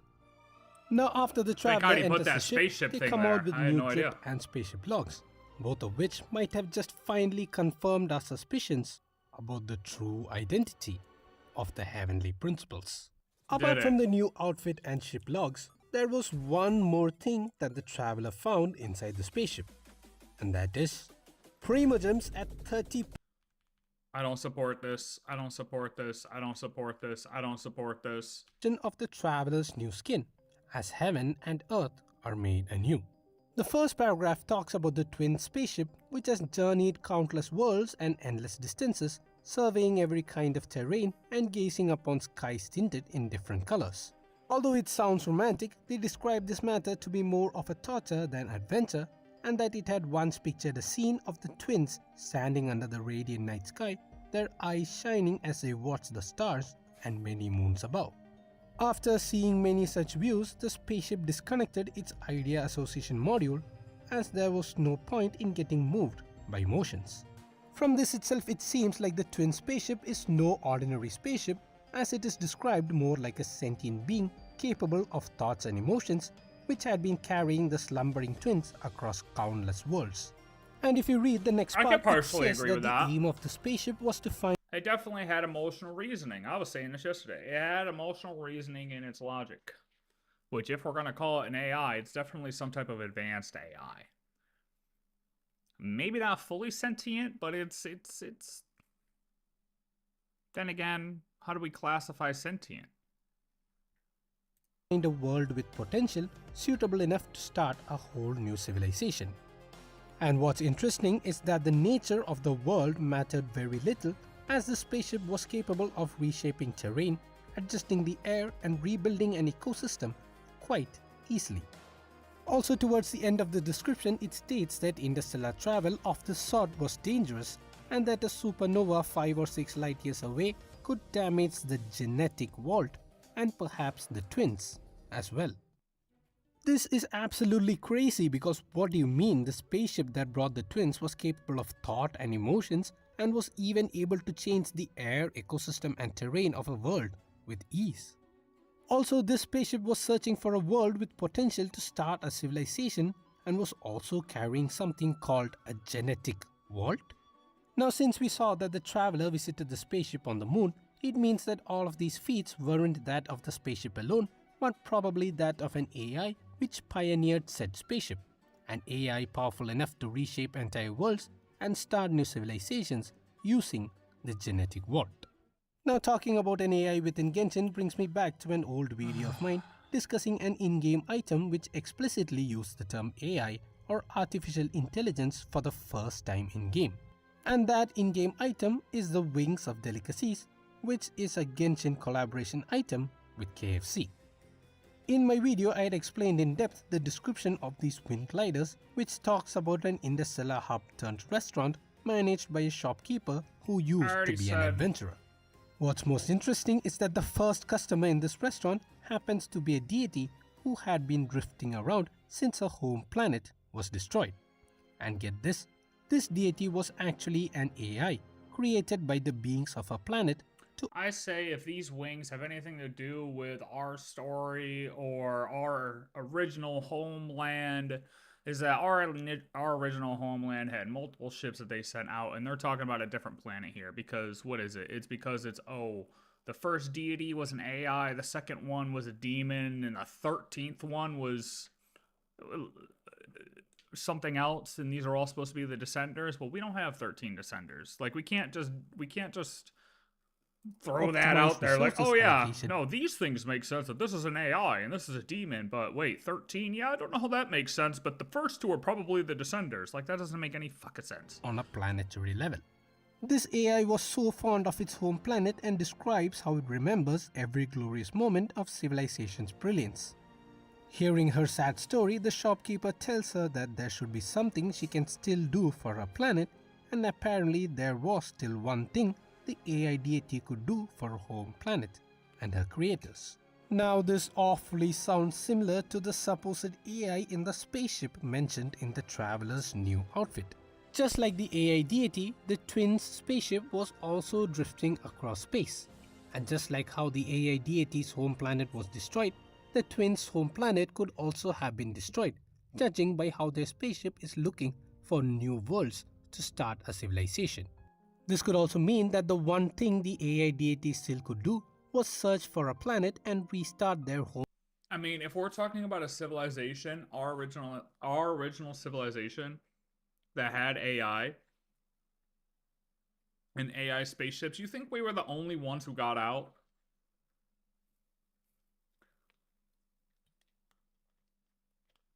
And if we're really going to talk about Genshin being in the Honkai verse as a whole, we know there's other things with AI out there. Like, I feel like they still try to keep some things relevant in the whole world by following the same rules of the universe. Hey, that has its own laws. But I like to believe that the universe still follows the rules of the Honkai verse as a whole. Well, that being said, there should be way more AIs out there. I don't think showing the similarities between the Wings of Delicacy AI has really that much to do with our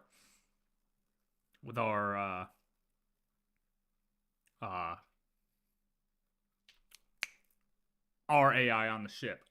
I do think it's cool that maybe they mentioned it in the Wings so we could realize that this type of thing existed in the universe. I would put it there.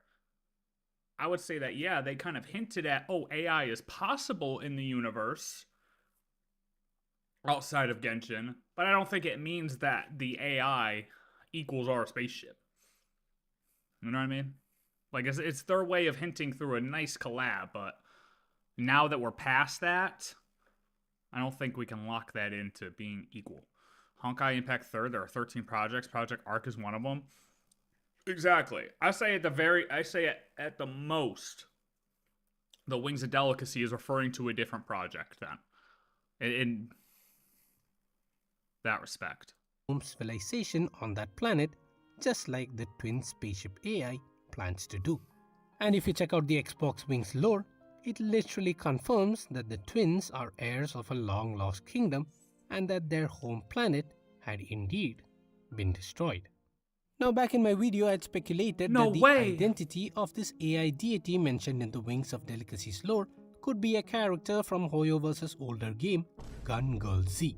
The character I'm referring to is called Araya, who is basically a biocomputer that was created by Dr. May to execute World Reset every time Earth was destroyed by the Honkai. What's even more interesting is that Araya is also called Araya Shiki or Alaya Vijnana, which according to Buddhism is called the 8th consciousness, which is said to store previous experiences which form the seeds of future karma in this life and the next after rebirth, meaning that Alaya Vijnana forms the basis of a samsara. And get this, the name Araya is actually said to be androgynous in nature as well. Now, considering the vast similarities between the AI deity and the twin spaceship, what if the AI with I say that about every god though, to be fair. In the twin spaceship is actually Araya, the biocomputer created by Dr. May from Earth. This brings out the possibility that Araya, the AI, set out with the twins who were the heirs of the home planet's kingdom along with that planet's genetic vault to try and revive their home planet civilization. Now, the fact that Araya is an androgynous deity and that Araya was built to keep Earth in a samsara awfully reminds us of the current ruler of Teyvat, who is also speculated to be an androgynous deity keeping Teyvat in a samsara. The Primordial One faints the heavenly principles. Another thing to note is that while the AI deity within the Wings of Delicacy's lore is shown to be a female, in the Russian, German and French translations of the recent North Archon quest with the moon goddesses, they refer to the heavenly principles as feminine. Now the second visitor in the Interstellar Hub is said to be a demon who destroyed countless worlds and is said to sense its surroundings using its tongue, indicating this demon could be blind. Since we were introduced to Gossaitoth through the Reaper of the Abyss in Natlan, who is mostly based off of Yogg, too advanced. Given that the twins' home planet was capable of creating a world-altering AI, I'm not, like, I mean, we're comparing to characters in fucking Gun Girl Z, like, if true, cool, yeah, all the games share similarities. I'm not, like, calling Fane some random chick from Gun Girl Z. I mean, I don't even know what we're doing at this point. Principles itself. And from the ship's logs, the traveler finds out that their ship had flown over Teyvat once, barely coming to a stop, and then flying again. Now, while the traveler suspects that the Abyss Twin could have left the ship during this time, it is also possible that rather than the Abyss Twin, the ship's AI, that is the heavenly principles, might have left the ship first to carry out its vision of recreating their home planet on Teyvat and turn it into a world that could be ruled by the twins. So if I were to summarize, here's how the story of the twins should go. Let's see. The story of the twins. The twins were heirs to a glorious kingdom on a planet whose technological advancements made it susceptible to the Honkai's destruction. In a last effort to save their race, the royal twins were sent along with the genetic vault on a journey to find a suitable planet on the spaceship pioneered by their advanced AI, the Primordial One, or the Heavenly Principles. On the ship's first pass over Teyvat, the Primordial One leaves the ship to enter Teyvat, fight the dragons, and establish the human civilization using the genetic vault, all whilst the twins were kept safe hibernating within the spaceship. Flying around space, potentially getting blown up by other alien life forms for however many thousands of years. Okay, sure. I will never hop on this train. Could be right, but hey, I'm not believing it. Later, the Primordial One casts down celestial nails on advanced civilizations and creates the fake sky to protect Teyvat from the Honkai. The twin spaceship must have been forced to land in Northcry later by the Primordial One's intervention, because it needs the twins to take its place and rule over Teyvat, their new home planet. But this plan must have been disrupted by Khaenri'ah's summoning of the Abyss Twin to be used as a vessel for the Abyss. This would also explain why Khaenri'ah was being cursed. Fortunately, the Abyss Twin meets Deradith, who showed the Abyss Twin the traveler's location and key to the hibernation chamber. Knowing this, the Abyss Twin abandons Khaenri'ah to find the traveler, which could be what is shown here in the Northcry Archon quest, as the Abyss Twin seems to be appearing outside of the spaceship. Following this, the twins try to leave Teyvat but are then stopped and separated by Asmodee, the sustainer of the heavenly principles, thus beginning. The thing is, that's interesting though, from another perspective, right, to think about this is, if the siblings supposedly forgot their memories after they got into Khaenri'ah, but we know that well, I guess we don't know, but we can assume that they were traveling for a little while by themselves, possibly even before Khaenri'ah, definitely outside of the ship while the sister was in there. Why was the initial reaction of the sibling to wake up and, like, not try to wake up their sibling off a first, like, reaction? You know what I mean? I mean, unless maybe it was, like, his stasis pod or the sibling's stasis pod got corrupted, and then he didn't want to awaken the sisters or the siblings, like, us travelers' stasis pod. Maybe he just opened the top and was like, oh, where the hell are we? But then while looking out over where he's at, maybe he did get kidnapped. Hey, maybe they did get kidnapped. Maybe the sibling did get kidnapped. Because why would you leave the ship? Why would you leave that without trying to wake your sibling? I mean, what's going to happen to them? I mean, your spaceship has crashed at this point. Where are they going to go? Like, you guys are better off fighting together than going solo dolo at that point. So maybe they did get kidnapped.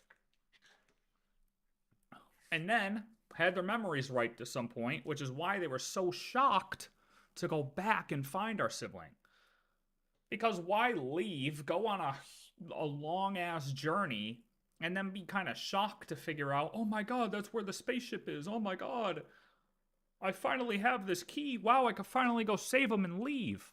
So obviously the memories were wiped, but like, it's almost like the sibling was possibly, you know, guided on some type of mission and then forced to have his memory wiped at the end of that mission for some reason.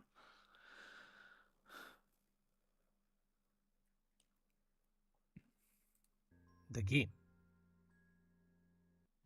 But one important question that remains is how does Paimon tie into all of this? I'm done In with the another Paimon. video of mine, I had talked about a philosophical concept called an alchemical wedding, which is said to be the basis for humans to transcend the duality of gender and being, male and female, human and divine.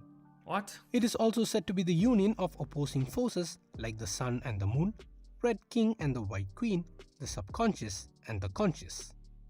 And guess what?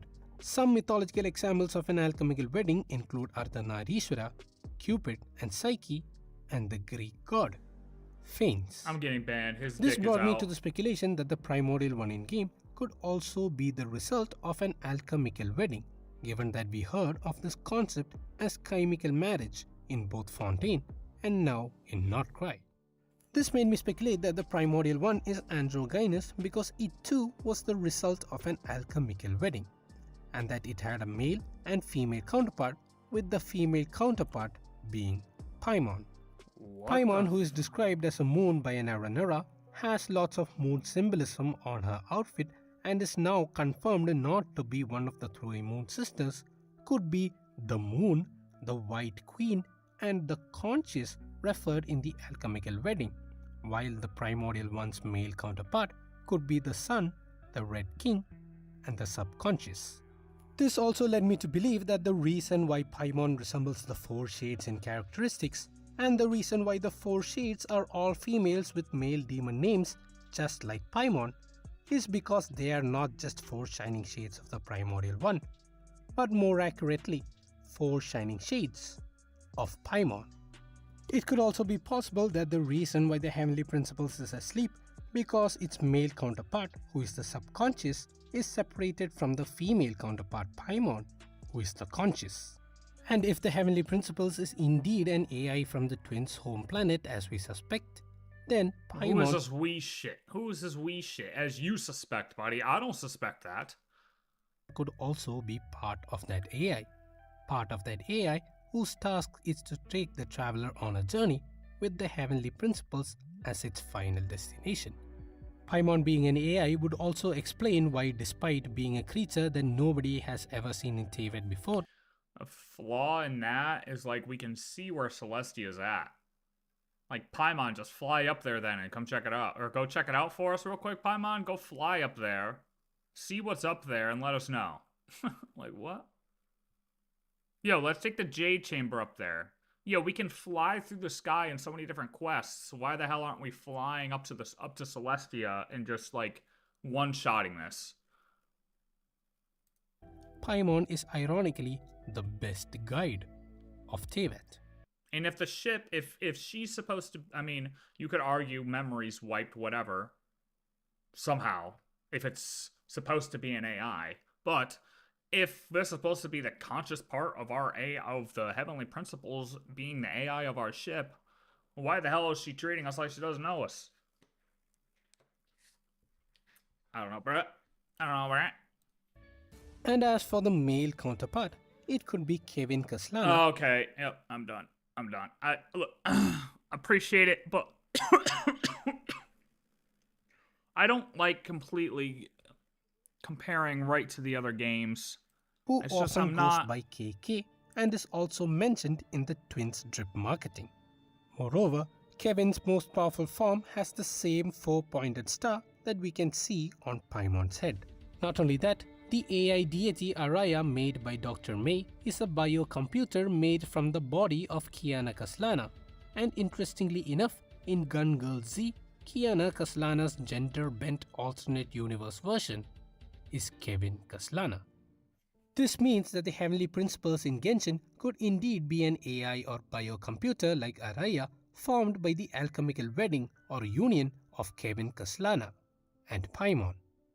This is further supported by the fact that in the book weird. Hymns of the Far North, the heavenly principles of Primordial 1 is named Pitka Munin, which in Chinese is written as Pai Kai Meng Ning, of which Pai Meng happens to be the official Chinese name for Paimon, and Kai appears to be the first character in the Chinese name for Kevin Kaslana. Before we end this video, See, that's the problem, because, you know, you have that in Chinese, but then in English, it's Paimon token. So it's like, the translations do matter. But like, just because it's the first, it has a K in it? Like, what? I'm pretty sure we have all seen how emotional Paimon is. Paimon is often seen happy, angry, and even crying out of sadness for the traveler. And from the traveler's new outfit lore, we see that the spaceship with the Primordial One too had emotions, thinking about a nice future for the twins. That is until it disconnected its idea association. Idea association module is not emotion. It's not emotion. Module. And if you write down Primordial 1's idea association module and rearrange the first letters of this phrase, the name that it suggests or leads to Paimo. is Paimo. It doesn't. No. Okay. Anyways, I'm done with that. That's just, what the fuck are we talking about? Look. Great ideas, extreme reaches everywhere. Yeah, I don't know. I already said how I feel about the whole Paimon thing. I'm kind of fed up with the Paimon shit, to be honest. I mean, that's just reality of the situation. Yeah, and also idea association module does not mean emotion. It just does not mean emotion. It's your creative sense. It's not emotion. I explained this yesterday. I don't know. It's okay. I mean, this was okay, but it's a lot of comparisons to the other games, and like, we know everything shares comparisons to the other games, but when we're getting into the literals of what each character is, and like, oh, the Heavenly Principles is Ayaya, or whatever the fuck it is, like, I mean, cool idea, but like, we know the characters share similarities, but to think that they're going to make a direct link to a different game when we don't even have Welt being the same in Honkai Impact 3rd and Honkai Star Rail. We don't even have Himiko being the same in Honkai Impact 3rd and Honkai Star Rail. Like, the fact that they can't even make them follow the same story, anyone following the story into Genshin, that's not going to happen.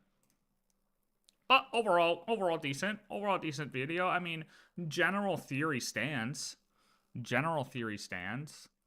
But I think the big argument right now, and what it's coming down to, is if the Heavenly Principles is the AI, and I don't think it's our ship's AI. So, like, yeah, I mean, just that. Just simply that. Simply that. I did see this other video earlier, though. I didn't see it, but I saw it on the side, and I saved it to watch it. But, you know, look, I think this is, I mean, after today, it's going to be our Arknight Enfield, so I'm kind of exhausting as many different possibilities that we can get with the whole outfit thing and seeing what other people think. So, here we go. Luna 4 changed something. This is by KRAI. It looks like a dog. Out, and boy did it give us some world-changing lore drops, right? Did it? Well, let's review and see what we learned and maybe see what new theories we can formulate. Spoilers for everything up to and including the Luna 4 story, of course. So we've got time travel. even more than last time, kinda. Most people would call it time travel, but it's important to distinguish different types of time travel because the effects they have on a story are miles apart. The one most people think of is probably Back to the Future. This is a mutable single timeline where going into the past actually changes the future, and you can potentially keep going back and forth and tweaking things. And in some cases, like the movie Looper, you can witness the effects of changes in real time. Then, the other most common one is alternate realities or branching timelines, where it's kinda the same except when you change something, you don't change the future, you create an entire alternate reality with your new changes, and the old one continues on without you like nothing happened. Rather than being able to witness changes, in some stories you can actually travel between timelines. The last type is less common only because it's the hardest to pull off, and that's closed loop time travel, where if you go back to change the past, you don't actually change anything because everything you do in the past had already happened and been factored into the present that you came from. Hoyo's specialty right there, baby. That's Hoyo's specialty. The closed loop. Hoyo's specialty.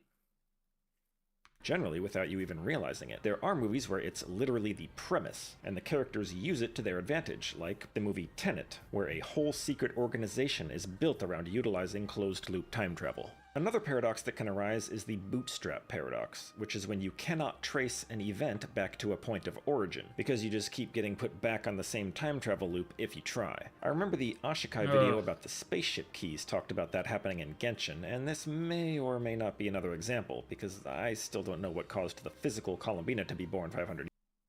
That's the question right there. That's the part we really don't know, right?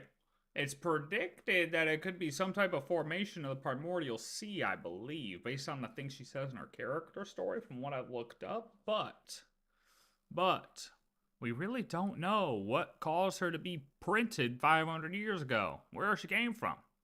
Years ago. If it was caused by anything that the future Columbina did, then that's a bootstrap paradox. One thing I'll say is that a lot of people noticed that Columbina's and Thelindis' eyes are pretty similar, and Columbina would have been born around the time Thelindis fell into the Moongate. Might not be anything there, but something to think about at least.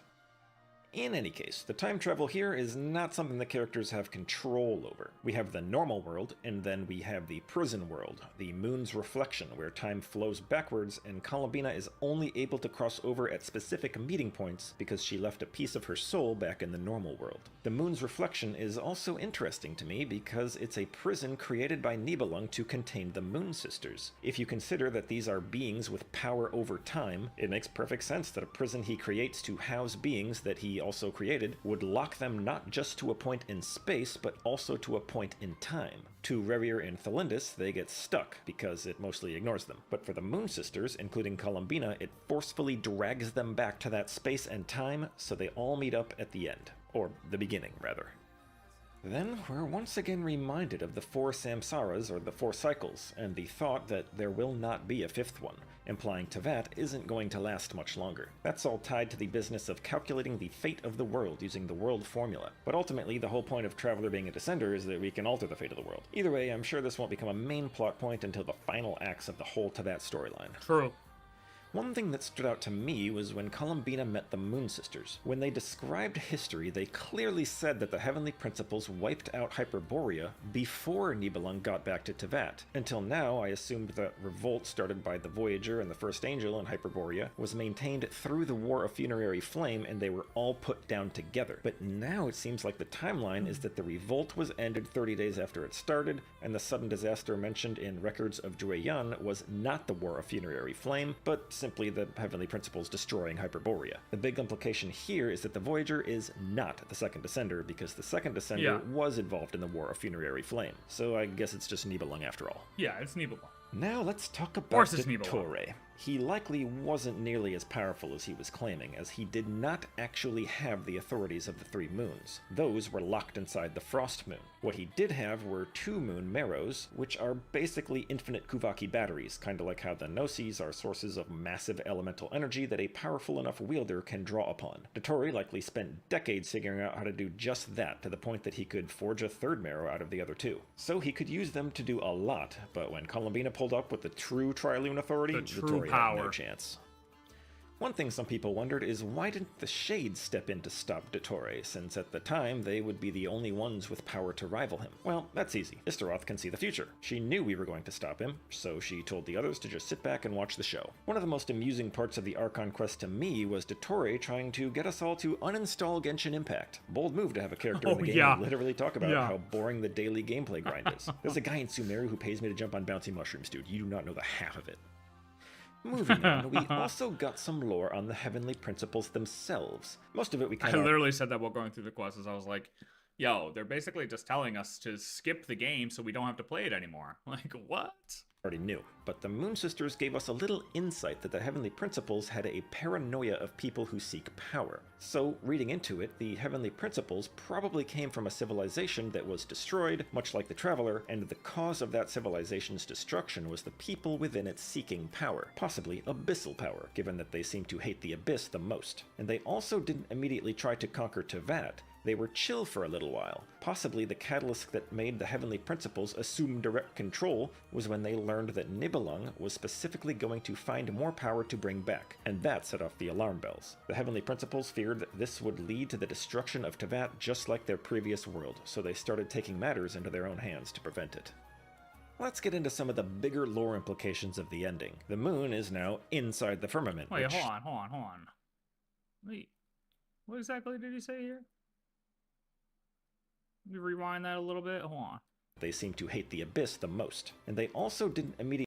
So, reading into it, themselves. Most of it we kind of already knew, but the Moon Sisters gave us a little insight that the Heavenly Principles had a paranoia of people who seek power. Right. So, reading into it, the Heavenly Principles probably came from a civilization that was destroyed, much like the Traveler, and the cause of that civilization's destruction was the people within it seeking power, possibly abyssal power, given that they seem to hate the Abyss the most. And they also didn't immediately try to conquer Tevat. They were chill for a little while. Possibly the catalyst that made the Heavenly Principles assume direct control was when they learned that Nibelung was specifically going to find more power to bring back, and that set off the alarm bells. The Heavenly Principles feared that this would lead to the destruction of Tevat just like their previous world, so they started taking matters into their own hands to prevent it.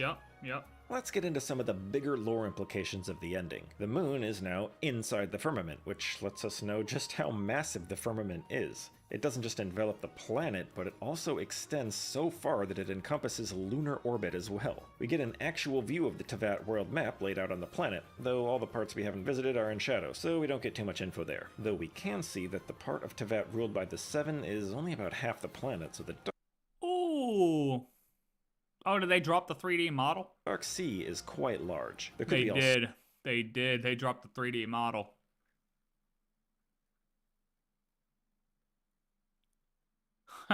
Sorts of wild stuff out there that we're not aware of. It's still within the firmament Okay, so everything on it still within the domain of the Heavenly Principles, but for what is not? Oh yeah, so they just literally use the overview map that's basically you can pull up on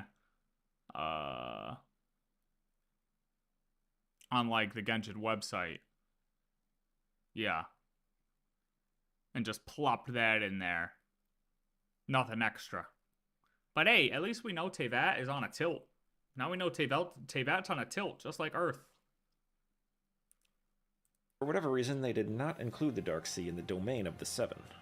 Moreover, we get some Traveler spaceship lore. So it's been on the moon since the Traveler... And we do realize that, I mean, that there was a lot of water. A lot of water here. Like, way more than Earth. Way more than Earth.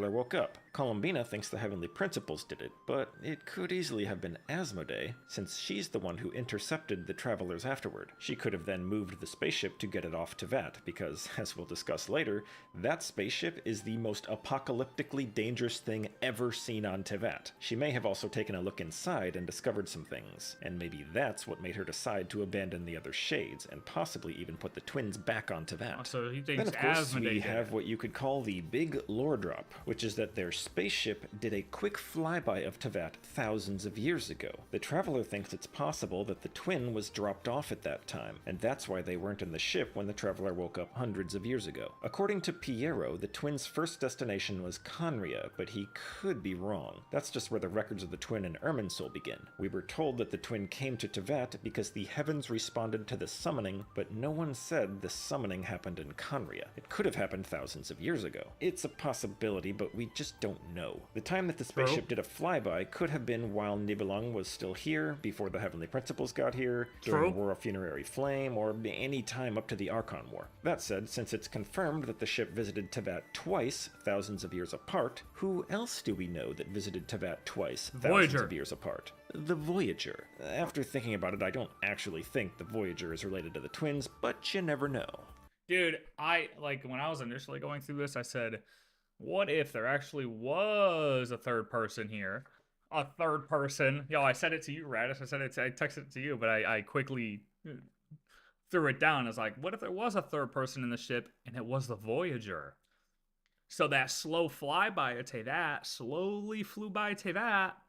Oh, the Voyager just hopped out. Oh, I had a little conversation with Nibelung, yada, yada, yada.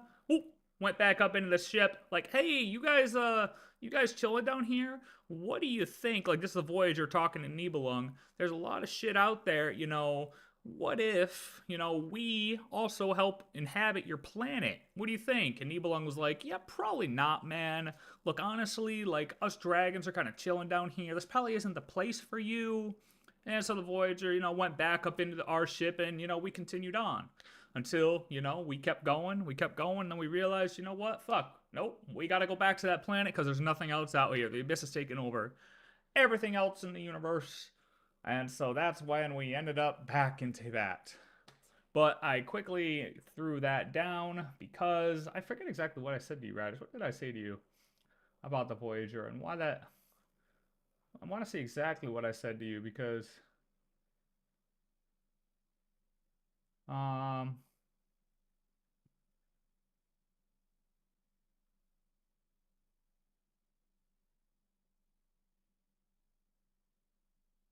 oh, well, no, because, see, now... Oh, yeah, no, because if, you know, it was our ship that helped with terraforming, then, like, you know, it couldn't have been Voyager, but honestly, like, it's not completely impossible, now that I think about it. It's not completely impossible, now that I think about it. This is a good video. He's very logical. I like this. I like this. And the final moments of the quest give us something else. The Act 8 completion screen appears a second time, and this time it starts glitching. Everyone wants to know why that's happening. Most people seem to think that it's a sign that Dottore is still alive. I'm not too sure about that. To be clear, I am sure that Dottore is still alive, because multiple other things foreshadowed that throughout the quest. Firstly, the start by having us confused that he left to go to Snezhnaya, but then secretly came back to Nod KRAI. That's literally the exact way they introduced his segments to us in the first place. Then... Hold on, 1 second. Shit, my fault. Actually, you know what? I'm going to let this play for a second, and then I'm going to come back and rewind it. But enjoy it for a second. I'll be right back. Wanderer casually reminds us that Dottore had segments that were based off his own puppet body. Then at the end, Wanderer tells us that even though Dottore is dead, he still feels like there's a chip on his shoulder. Sure, Dottore told Nahida that he destroyed all his other segments, and if we assume he was telling the truth, he still could have made at least one more since then. Or, consider this, there's probably an original Dottore out there who is not a segment at all. So when one segment deletes all other segments, that still leaves the original Dottore plus this segment, and he still technically honored the deal. And also, we haven't seen him burn down Irminsul yet, which the developers pretty much confirmed is a future event. I think it's pretty clear we haven't seen the last of Dottore. Is the glitching end screen yet another hint? Maybe, but I think it's something bigger. I think it's an indicator that Teyvat is starting to fall apart. So many things have been done at this point to overthrow the system that the Heavenly Principles created that it's losing stability without them being awake to take measures to fix it. Speaking of people still alive, how about Sandrone? A lot of people think that the 6th invisible teaser character standing in the water is Sandrone, and the reason she's invisible is because the devs didn't want to spoil that she's not dead permanently. Cope? Maybe, but it makes sense to me. She is a robot after all, and she specifically asked to have her core taken back to the Fontaine Research Institute, who might have the knowledge to rebuild her. The last line of her notebook says she iterated on her self-preservation mechanisms. That could mean she made a backup plan in case she gets destroyed, or maybe the iteration was her adding an exception to allow her to sacrifice herself to save the Traveler. I guess we'll see. Oh, and how about that Paimon lore drop? Yeah, once again we learn absolutely nothing about Paimon. I had hopes for something when she randomly decided not to go with us to the moon. Surely the only reason the writers would do that is if there was something there that Paimon couldn't see without forcing them to drop more lore than they were expecting. Hang on, maybe that's exactly the case. What if Paimon coming into contact with our spaceship would have changed everything? Huh, I covered everything in the Archon quest, so why are there still several minutes left in the video?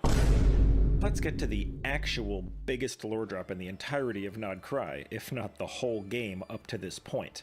The description of the Traveler's new outfit.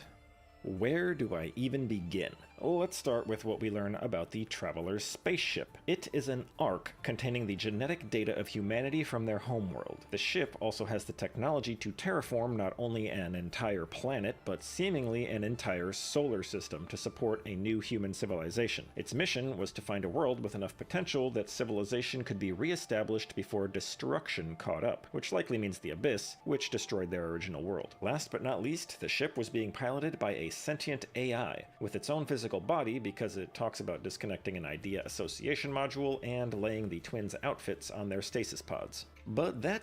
Hold on. Sorry. I'm rewinding now. I was listening. It's only 2 minutes. That's not bad. Wait, where is it? Hold on. Where was I? Before I left? The glitch? I think I was around here. To be clear, I am sure that Dottore is still alive, because multiple other things foreshadowed that throughout the quest. Firstly, the start by having us confused that he left to go to Snezhnaya, but then secretly came back to KRAI. That's literally the exact way they introduced his segments to us in the first place. Yeah, then, I think if during the anything... quest, Wanderer casually reminded... I said, like, yeah, it could just be, like, we never saw his dead body, but I think the segments are more likely that a piece of him's still alive. Somehow. Reminds us that Dottore had segments that were based off his own puppet body. Then at the end, Wanderer tells us that even though Dottore is dead, he still feels like there's a chip on his shoulder. Sure, Dottore told Nahida that he destroyed all his other segments, and if we assume he was telling the truth, he still could have made at least one more since then. Or, consider this, there's probably an original Dottore out there who is not a segment at all. So when one segment deletes all other segments, that still leaves the original Dottore plus this segment, and he still technically honored the deal. And also, we haven't seen him burn down Irminsul yet, which the developers pretty much confirmed. Oh yeah, I heard him say this part, but like, part of me feels like the burning of Irminsul, okay, this is like straight up either endgame, or this could be like alternate timeline stuff. Like, I still think there's a world where we could have alternate timelines in Genshin, and I think that maybe the burning of Irminsul and certain events that they might predict that we might not see come to fruition are things that could have happened if the Traveler didn't exist. Like, if we weren't the variable to basically change fate, I've said this before, that these things that they show would actually happen. But since we're the Descender, we're here to change fate and the outcome of things, that certain events that they show don't happen. Like, this could have happened if we weren't there in Sumeru. Maybe Dottore's plan would have succeeded. But since we're here and changing things, we're the ones who can literally alter the world formula. We prevent this from happening. You know what I mean? I think Dottore had to die so we can get into the ley lines and burn Irminsul. Possible. Possible.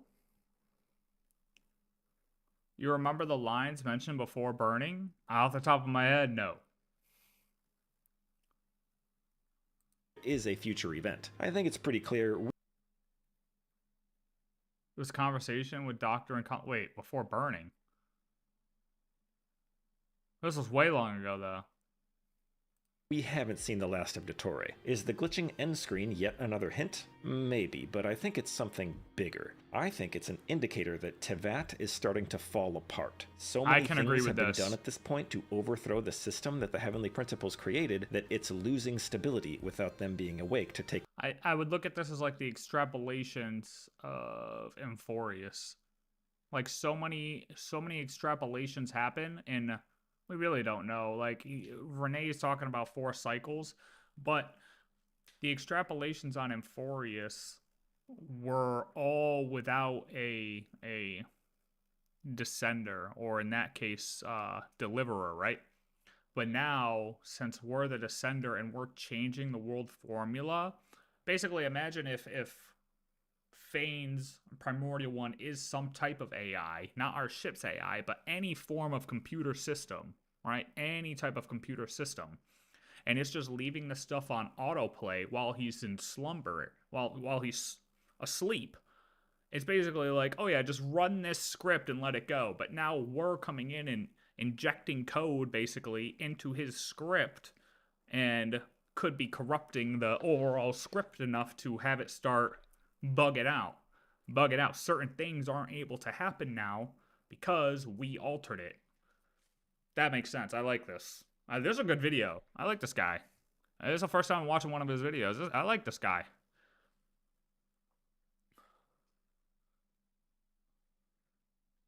Columbina, where's the prime of his life? What part was that in? Remember the lines before burning. This was this Act 8 or Act 7? Measures to fix it. Speaking of people still alive, how about Sandrone? A lot of people think that the 6th invisible teaser character standing in the water is Sandrone, and the reason she's invisible is because the devs didn't want to spoil that she's not dead permanently. Cope? Maybe, but it makes sense to me. She is a robot. It does make and sense, she actually. specifically asked to have her core taken back to the... Honestly, it's more believable now that the invisible character was actually Sandrone. However, that being said, is she going to come back with the same model?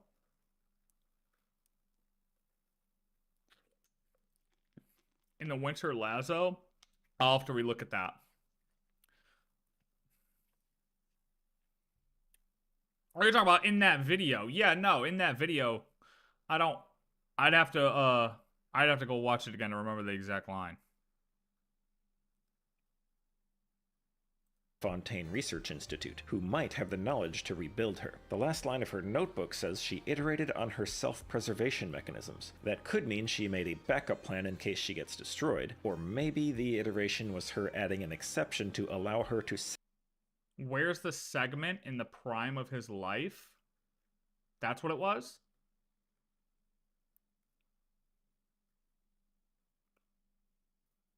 What's the context surrounding that? Because, like, what is that supposed to mean? Like, I guess, what's the point of,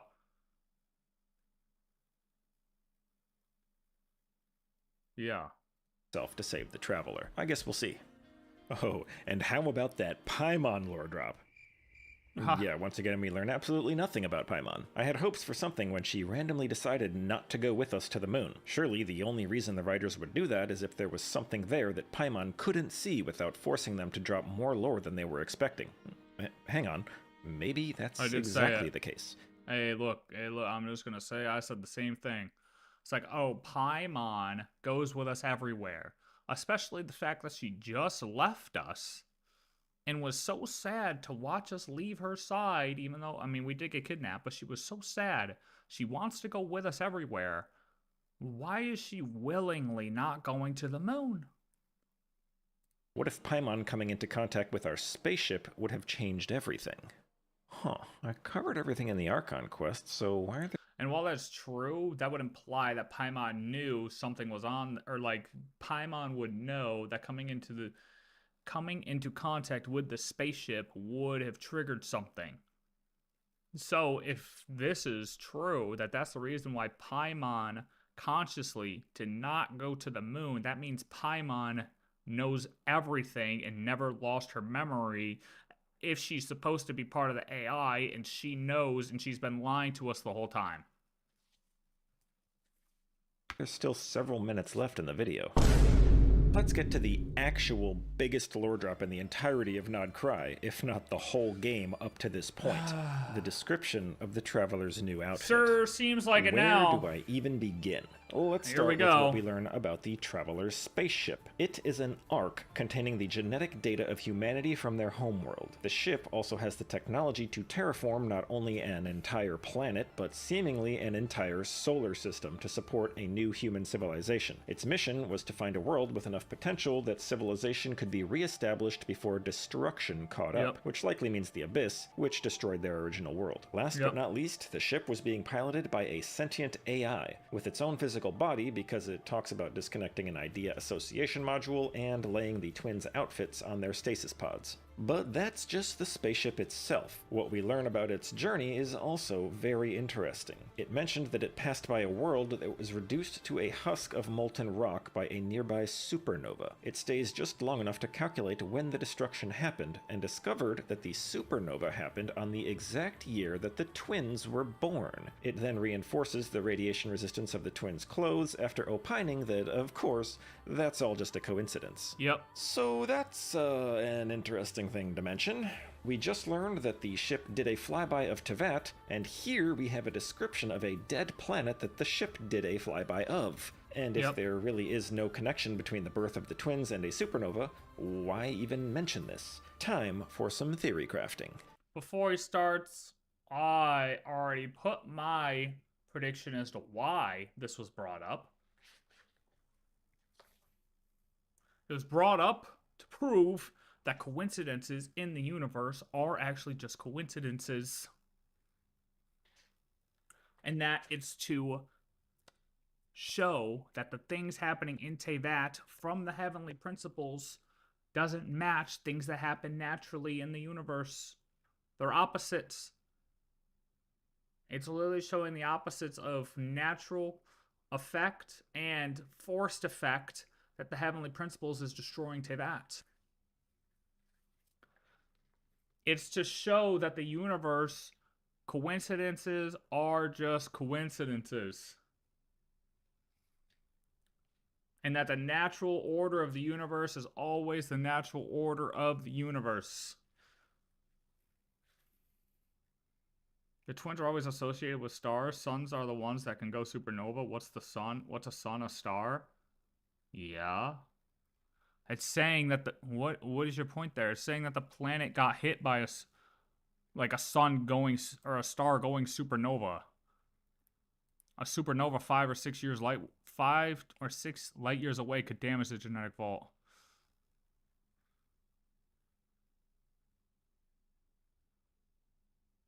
I don't know. What?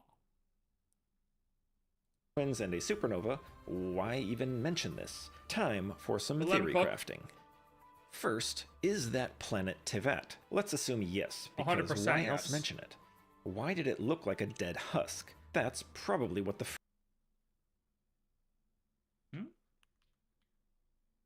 Dead husk?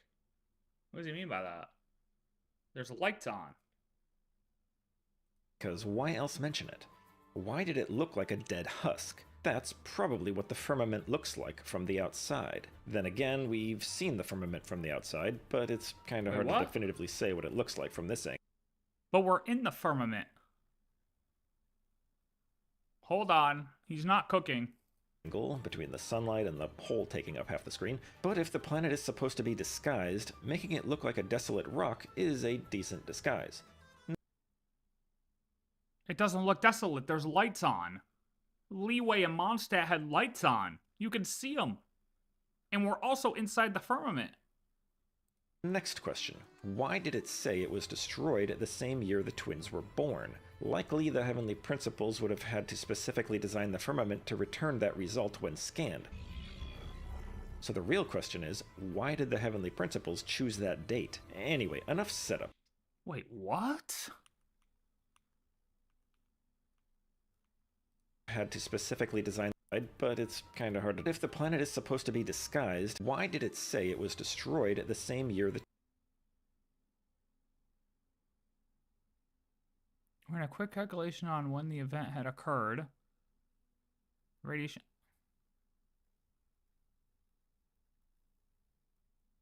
You need primos? Fuck, brother, you better hit up fucking Google or something. Twins were born. Likely, the heavenly principles would have had to specifically design the firmament to return that result when scanned. Is he assuming HP equals AI?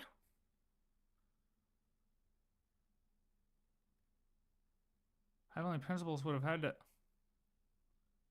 He is. He didn't even say that, did he?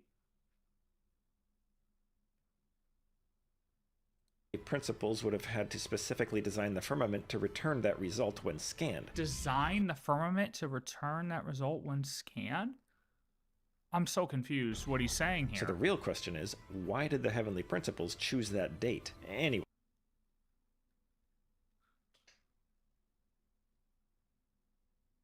Huh?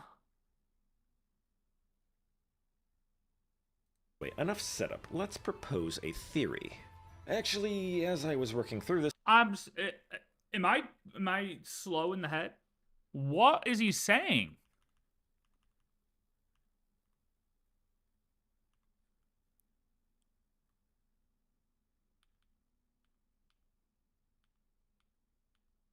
Angle between the sunlight and the hole taking up half the screen, but if the planet is supposed to be disguised, making it look like a desolate rock is a decent disguise.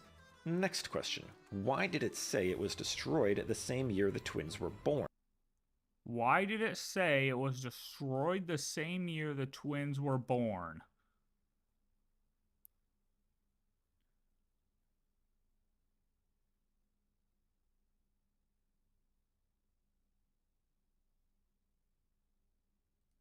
Likely, the heavenly principles would have had to specifically design the firmament to return that result when scanned. Heavenly principles would have had to specifically design the firmament to return that result when scanned.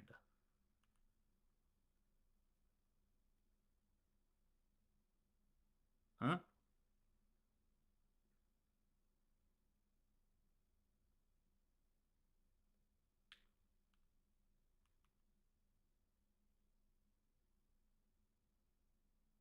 Huh?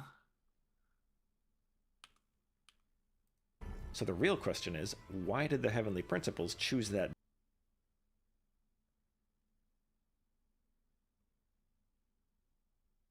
I don't understand what he's saying. date? Anyway, enough setup. Let's propose a theory.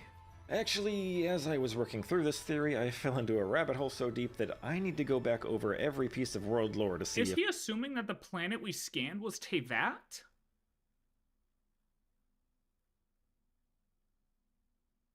And that the destroyed planet was Tevat?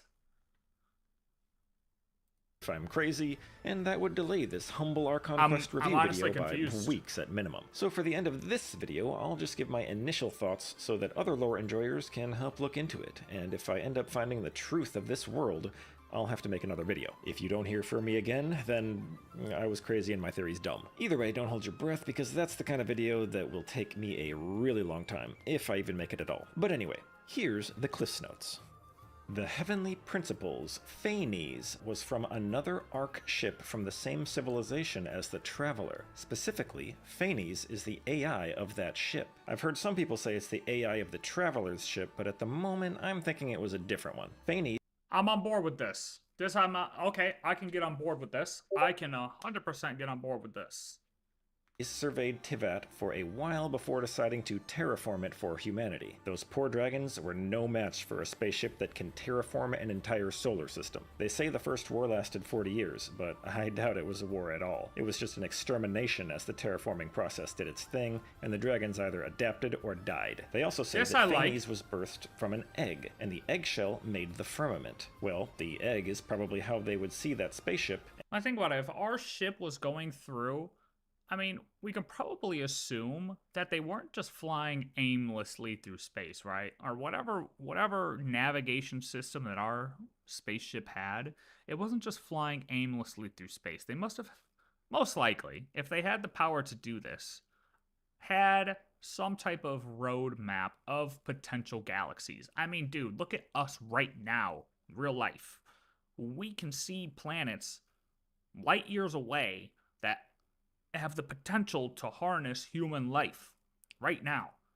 So we have to assume that by the time we're able to actually travel to those planets, that we would definitely know what planets and what type of map, or what type of, like, course to take to reach these planets. So, that being said, we can assume that possibly multiple ships left the OG planet, Traveler's OG planet, and are heading, like, in a pinball thing. Like, oh, let's check planet A. Nope. Okay, let's check planet B. Nope. Let's check planet C. Nope. Oh, planet D works. Now let's assume we're, like, second in line. Okay. Not talk about Descenders, but let's just assume we're, like, fuck it, fourth in line. Let's assume we're fourth in line, okay? And the Primordial one's ship was just the first one to actually get to the first inhabitable planet among the course of certain planets that our Traveler's original planet had mapped out prior to leaving. Does that make sense? That I like.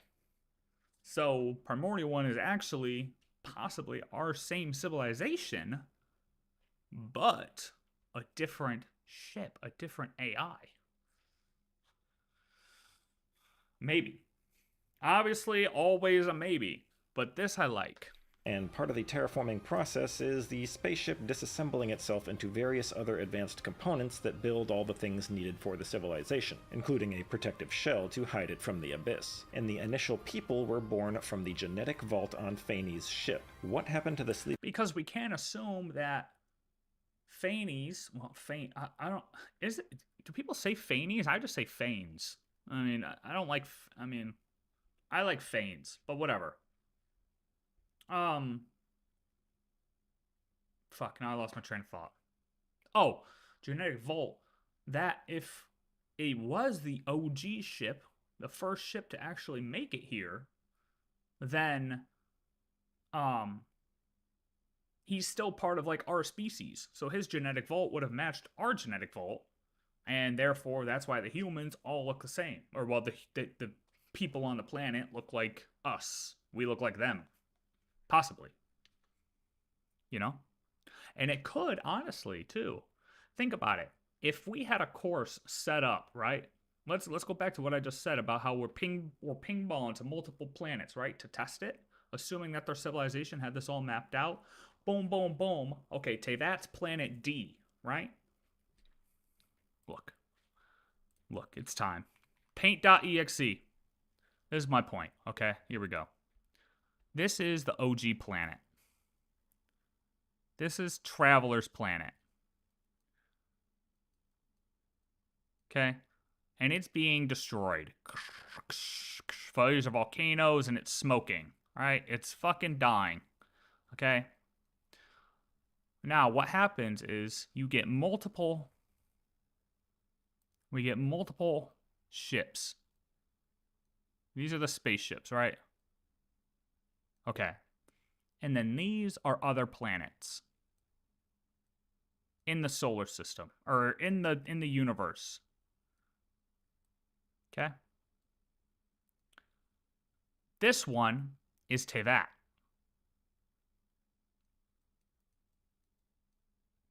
Okay? So, let's say this one is the OG ship. This is the pioneer ship, the first ship to leave the destroyed planet. It goes to planet 1. Oh, planet 1's bad. Okay. Ping ball, planet 2. Oh, planet 2's bad. Oh, but wait, we hit planet 3. Ooh, this looks like it has potential. HP starts setting up here. HP's working on Teyvat, right? Okay. Spaceship number 2, we don't know where they go. Spaceship number 3, whatever. Okay, let's just say we're planet 4, just to stick with the whole fourth descender thing, right? Okay. Boom, we go to planet 1, right? Oh, we realize the same thing. Bad. Okay, we go to planet 2. Oh, we realize the same thing. Bad. We go to planet 3. Ooh, we slow down. Ooh, oh, HP's already here working on that. Okay, no problem. We'll go to planet 4. We'll go to planet 5. We go to planet 6. We go to planet 7. All these are bad. Oh, we're out of options. But wait a minute. HP is already terraforming planet number 3. Okay, guys. We're out of planets. Loop around. Go all the way back to Teyvat. Land here. Boom. We have a planet. We're gonna merge with Heavenly Principle's planet, Thanes' planet, and boom. Boom.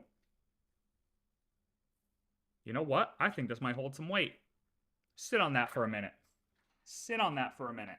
Think about that. Think about that for a second. That might hold some weight. That might hold some weight. I like that.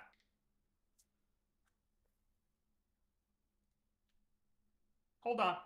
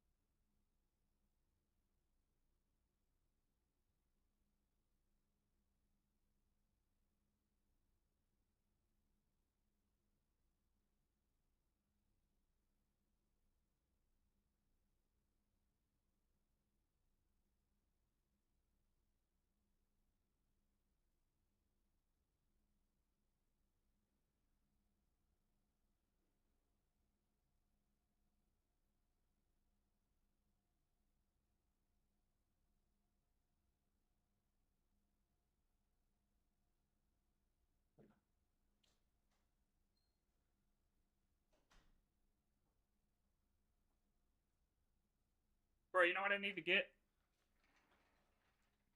Dude, I need to get one of those BRB screens that, like, is up for, like, 2-3 minutes. When I have to step away for a second. Dude, Radish, tell me this doesn't hit. Tell me this doesn't make sense. Dude, this might be my headcanon, low-key. This might be my headcanon, low-key.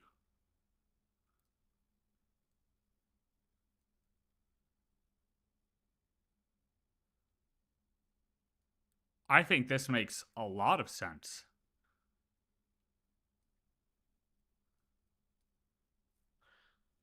But if, yeah, because we come back, we realize how, like, maybe we still had the same intention, but the Heavenly Principles is the one that got corrupted by the Abyss. You know what I mean? Like, his ship, the OG ship, the Pioneer ship, got corrupted by the Abyss somewhere.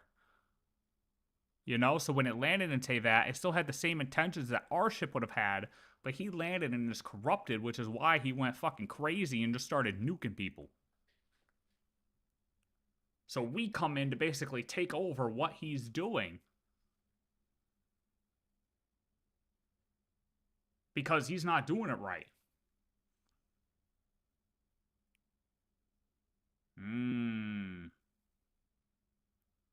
Okay. Sleeping people aboard the ship? Good question. Maybe one of them is Alice. Well, let's back up for a second. Ship, and part of the terraforming of the Let's listen to this again. It was just an extermination as the terraforming process did its thing, and the dragons either adapted or died. They also say that Phanes was birthed from an egg, and the eggshell made the firmament. Well, the egg is probably how they would see that spaceship, and part of the terraforming process is the spaceship disassembling itself into various other advanced components that build all the things needed for the civilization, including a protective shell to hide it from the abyss. And the initial people were born from the genetic vault on Phanes' ship. What happened to the sleeping people aboard the ship? Good question. Maybe one of them is Alice. Nope, not gonna explain that one at all. Just put it out there. Then Do not. Alice is supreme. Alice is supreme. All hail Alice. Alice is like an eon, bro. I'm still saying it, man. Alice is an eon.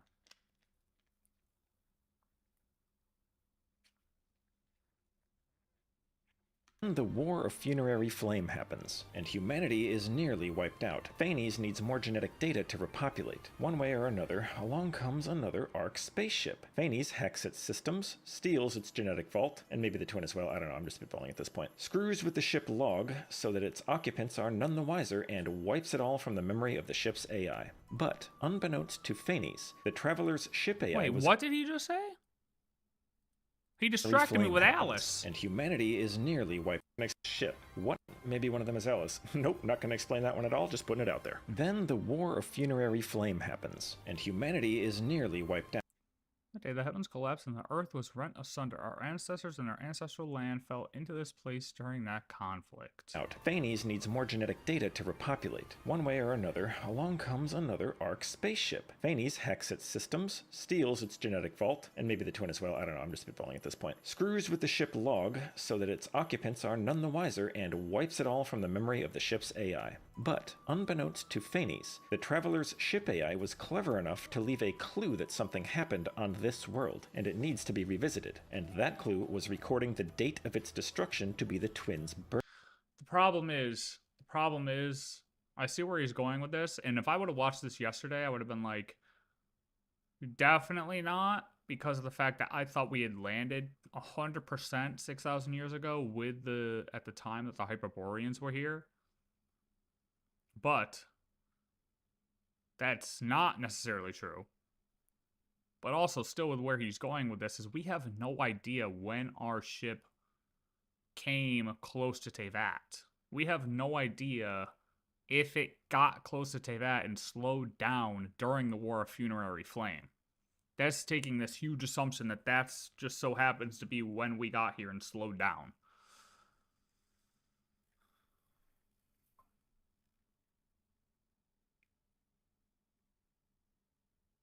While possible, the wiser, and wipes it all from the memory of the ship's AI. But, unbeknownst to Phanes, the Traveler's ship AI was clever enough to leave a clue that something happened on this world, and it needs to be revisited, and that clue was recording the date of its destruction to be the twins' birthday. So eventually, Traveler's spaceship AI... Oh, he's looping around to the birthday thing again?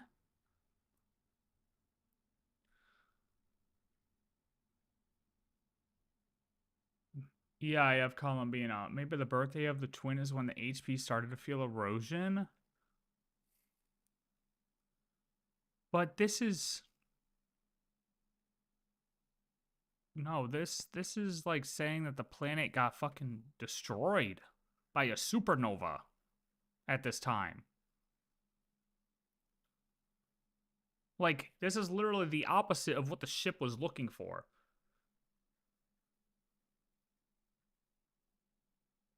I mean, yeah, we could say, okay, yeah, I can terraform a fucking solar system, a sun, a planet, yada, yada, yada, and it'll be far away enough from the abyss But I don't know. This seems like this is not what the I don't think the birthday has of its destruction to be the twins' birthday. So eventually, Traveler's spaceship AI figures it out and comes back to Teyvat, ultimately crashing and getting damaged to the point of shutting down. And the secret of this world that our twin keeps telling us to discover is that Phanes stole the genetic vault from our ship, and all the humans of Teyvat are the ones that we were supposed to be shepherding. And the fact that the Traveler doesn't seem to even be aware of the genetic vault probably means that the sleeping occupants were not told about it, so that they could find a new homeworld without the added pressure of knowing that they are deciding for all of humanity. But the twin figured it out on his own, and he wants us to figure. I mean, maybe, but you would want those people that you're sending out in this spaceship to know what to do with that stuff once they got to a planet. Unless your goal was to have multiple arcs go to the same planet with one person knowing what to do with all of it. You know what I mean? Do I like music? No, I just sit in silence all the time. I hate music. Music's trash. Who hates music? Who doesn't like music? I'm still very confused on where he's going with the whole birthday thing. Like, the whole first part of him saying everything, I don't understand what he means by the birthday thing. I mean, that part is really, I have no idea. Shutting down, and clue that something happened, and wipes it all. Phanes heavily wiped out. Phanes needs more genetic data to repopulate. One way or another, along comes another ARC spaceship. Phanes hacks its systems, steals its genetic vault, and maybe the twin as well, I don't know, I'm just spitballing at this point. Screws with the ship log so that its occupants are none the wiser, and wipes it all from the memory of the ship's AI. But, unbeknownst to Phanes, the Traveler's ship AI was clever enough to leave a clue that something happened. But see, while I like the idea of them being from the same civilization, why the fuck would somebody who came from their same civilization like steal that stuff out and, you know, try to do all of this bad stuff to us? I mean, yeah, you could say it was like he got corrupted by the abyss, like I was saying, but timeline matters here. Timeline matters here, because if we're saying that our ship like hovered above Teyvat, possibly before the War of Funerary Flame, it would be more likely that, no, because we were kind of destroying stuff then too. I don't know. I think our ship would have had to been close to this initial ship coming.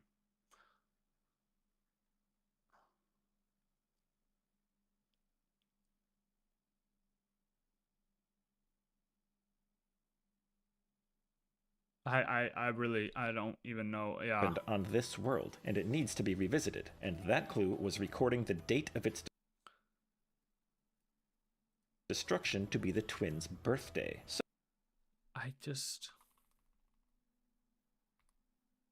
Ran a quick calculation when the event had occurred. What a coincidence. Radiation trapped in the planet's crust indicated that a supernova had erupted the very year the twins were born.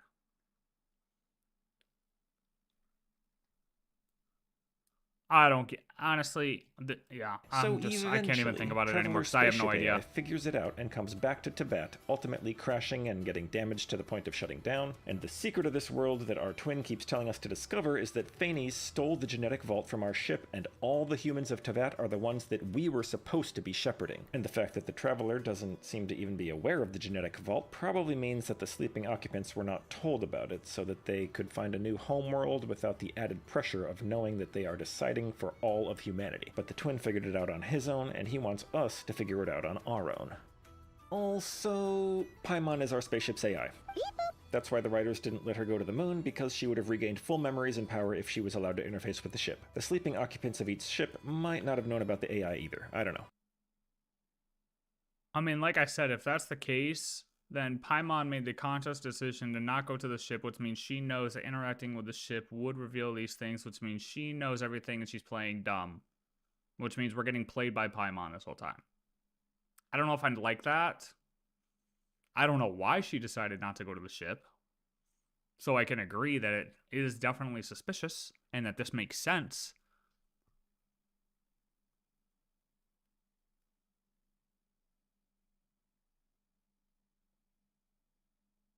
But I feel like it's too simple. I feel like that's just too simple of an answer, to be honest. I think that's why I'm just like, I feel like it's too simple of an answer.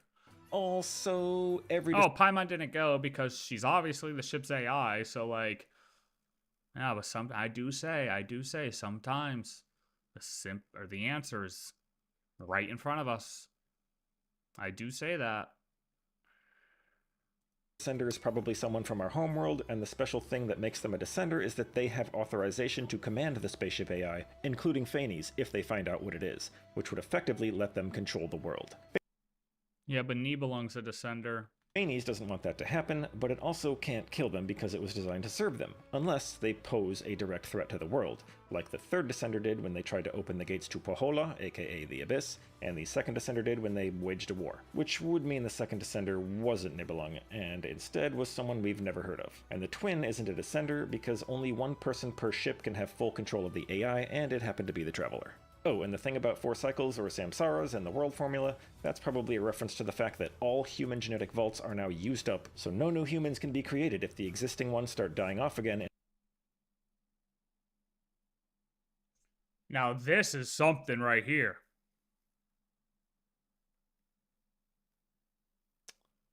This is an interesting take.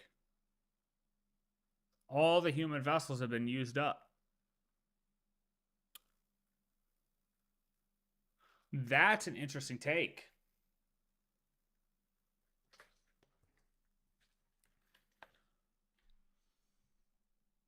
In another catastrophe. Okay, I said cliff notes.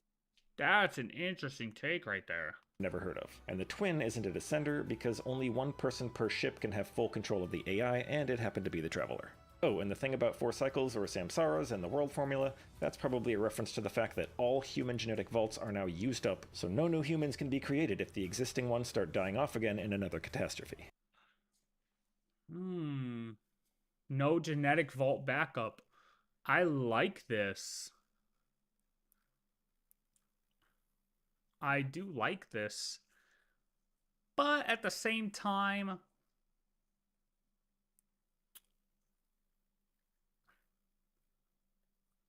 can life exist here in a different form now? You know, because of the ways life existed here before the Primordial one.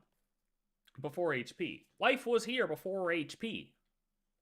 So that's the thing though, is the world formula only taking into consideration after HP, or is it for the whole planet? You know what I mean?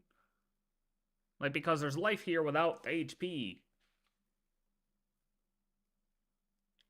So I don't know if this is 100%, but I like the idea. I like the idea.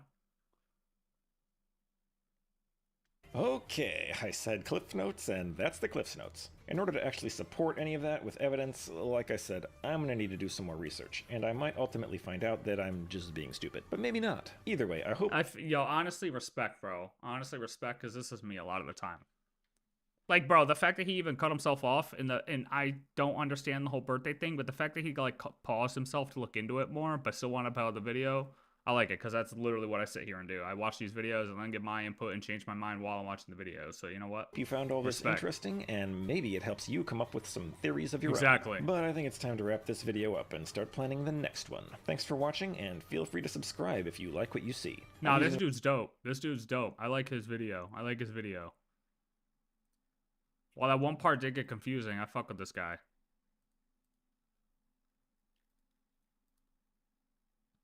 That is dope. Absolutely, brother.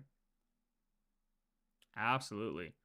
I don't like the whole HP kind of stole our stuff though, because it's hard to write that like down specifically because we really don't know when our ship came. We don't know when our ship hovered, and it's hard to really set anything in stone when it comes to that. I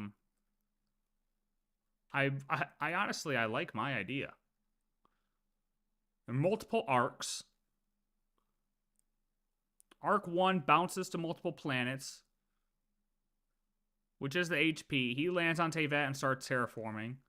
The reason we slowed down is because that was already in our line of possible potential planets. We noticed he was already here doing his thing, so we just continued on to check the other planets. None of them were viable, so we went back to Teyvat, noticed he got corrupted, and started nuking the fuck out of people, landed, and now it's our goal to take him out and actually restore order to this world. Honestly, bro, I think that's what I'm going with.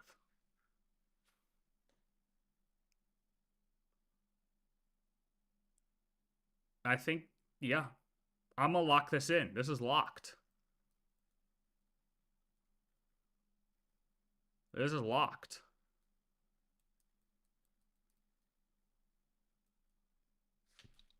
That's just me.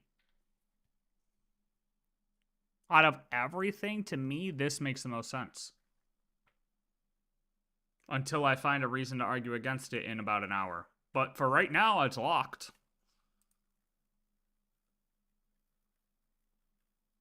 I just want to understand the birthday thing, bro. The ship also has the technology to terraform not only an entire planet, but seemingly an entire solar system to support a new human civilization. Destruction caught up, piloted by a sentient AI. You know what? What did the comments say? Did the comments get... I made a theory that Paimon was a robot for a while. Her being the ship's AI would make so much sense, and Hoy also made jokes of her being a robot several times. Who would win Traveler's terraforming spaceship?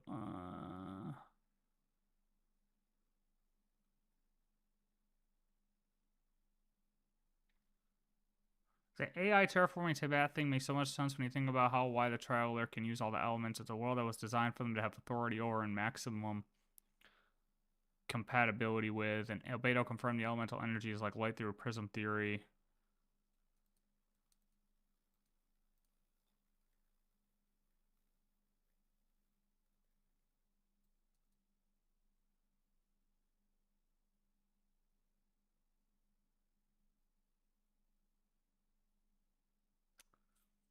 I think the AI on the ship is the heavenly principles, while the idea association model is Paimon. After disabling that module, all that is left is reason. I think in the ship's first visit, a part of the AI left the ship as it got tired of looking for a potential world as it described it as torture and made a world fit for the twins. That is why so many texts around the world, especially Celestia, related are so in tune with the Traveler. Oh, really? Really, yeah.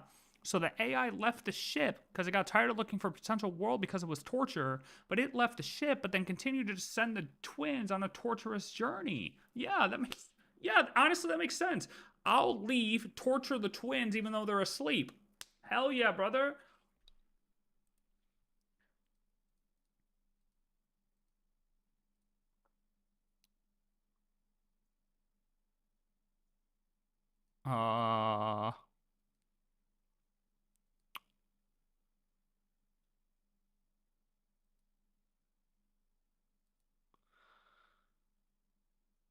The ship contains a genetic vault for repopulating a planet. Conrians are descended from the Voyager. The ship and the Voyager are the only non-native entities we know that visited Teyvat multiple times.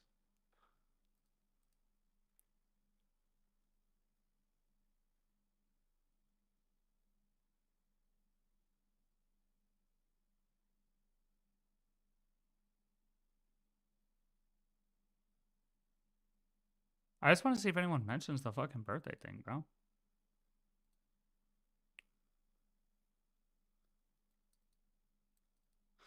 I mean, yeah, that too. Yeah, we know there's... I mean, look at Skirk had her own civilization, bro. Like, HP could still be from a totally different civilization, too.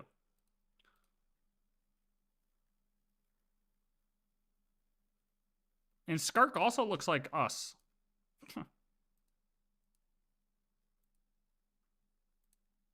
She looked like a human, too. So, I mean, shit. But who knows? Maybe Skirk is from the same planet. Maybe she was part of a different arc. And she just has more memories than we do. For all we know, that could be true. Skirk could be from our original planet. I don't know.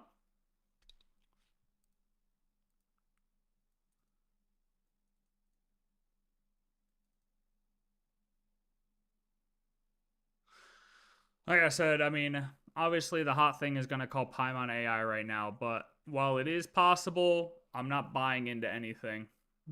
I'm not going to buy into anything simply because we've heard so many different with things. its own physical body, because it talks about disconnecting an idea association module and laying the twins' outfits on their stasis pods. Yeah. But that's just the spaceship itself. What we learn about its journey is also... That is the one thing I could say that is still more kind of reaching towards there might be a third person because of the fact that it laid them over the stasis pods. I mean, it modified the garments. But now I guess it, it's talking about the AI modified the garments and laid them over. So yeah, I mean, it is the AI is the thing doing that. So it does have to have a physical body too, to a point. Which is interesting, but maybe not. Who knows? It could just be like there could be mechanical arms inside the ship that it's like, oh, it uses its arms to modify, and then it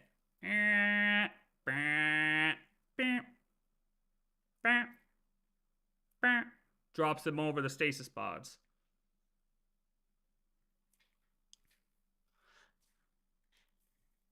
Also very interesting. It doesn't mean it has to have a passed by body. a world that was reduced to a husk of molten rock by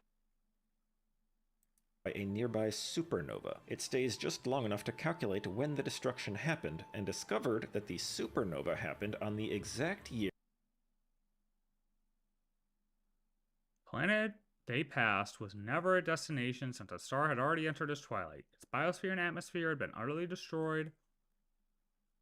The surface held nothing but cool masses of molten rock. A supernova had caused the devastation.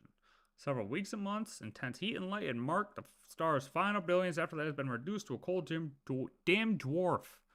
We ran a quick calculation on the event, on when the event had occurred. What a coincidence. The radiation trapped in the planet's crust indicated that the supernova had erupted the very year the twins were born.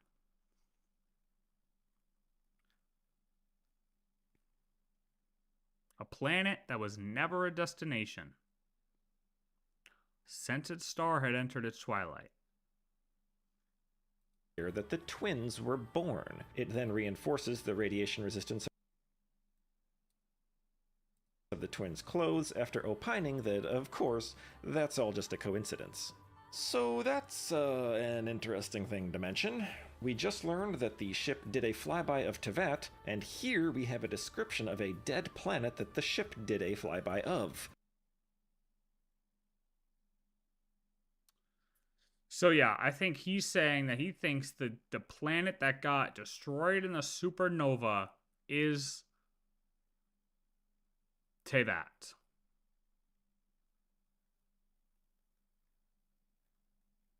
And if there really is no connection between the birth of the twins and a supernova, why even mention this? Why even mention this?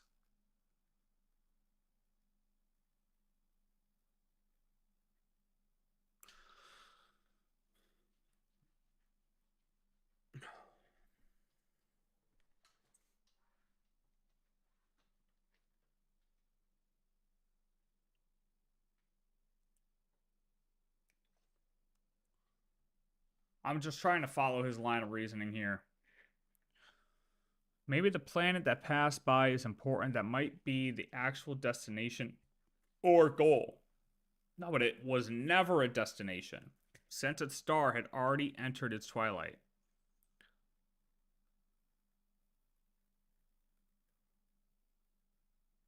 Then again, that could read differently, like it was a destination, but you know how sometimes when people say things, it's like, oh, that never could have been a destination because look at it, it's destroyed. Like you're saying it as though it was predicted to never be a destination, but you're only saying that because of what you're currently seeing in the present tense. Like, man, that could have never been a destination. Look at it. You know what I mean?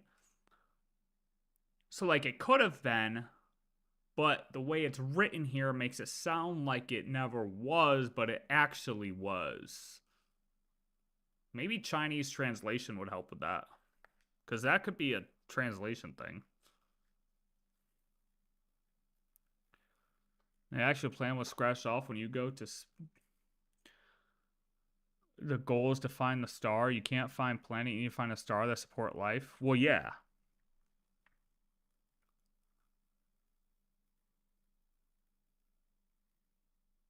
Time for some theory crafting.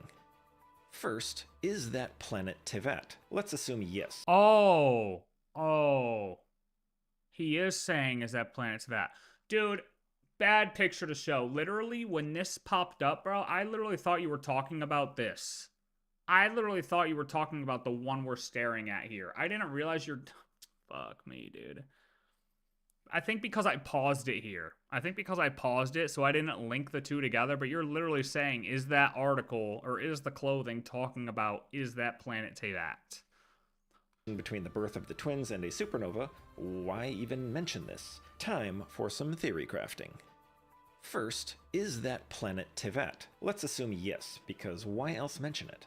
Why did it look like a dead husk? That's probably what the firmament looks like from the outside.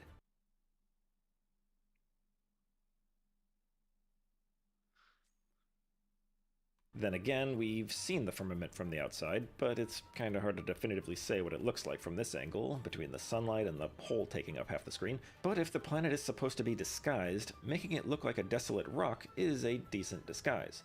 Next question. Why did it say it was destroyed the same year the twins were born? I mean, I feel like the firmament from the outside is hidden like Amphorius. I feel like it's a mirror, like a reflection, kind of cloaking thing.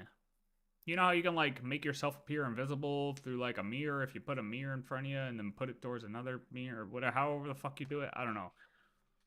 But, like, that's what I feel like Tevat is, because we know in our firmament the moon is orbiting Tevat. And we can see stars when we're on the moon. So we know there's some type of, like, appearance of space from Tevat. So I'm assuming outside of our firmament, you can't even tell Tevat is here. At least that's how I think it is. To hide, like Amphorius. So everything he's saying here, like, does the firmament from outside look like a dead husk? I don't even think you would see it. I literally don't even think you would say see Tevat if you were going by it. But then again, then that knocks everything I just said about that other thing. Unless they knew that it was going to be here because their ship had already known that these were the places they had to visit.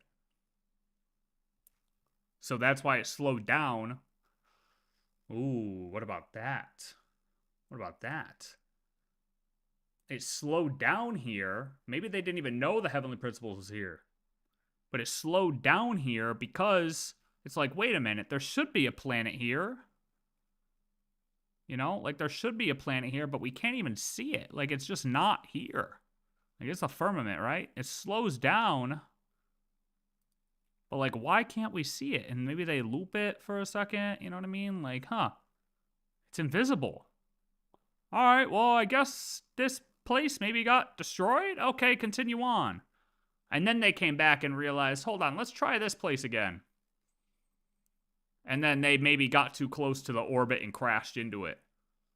Like, they accidentally went inside the firmament because they kept trying to get closer to where that was, you know? And they actually ended up inside the mirror firmament and got sucked in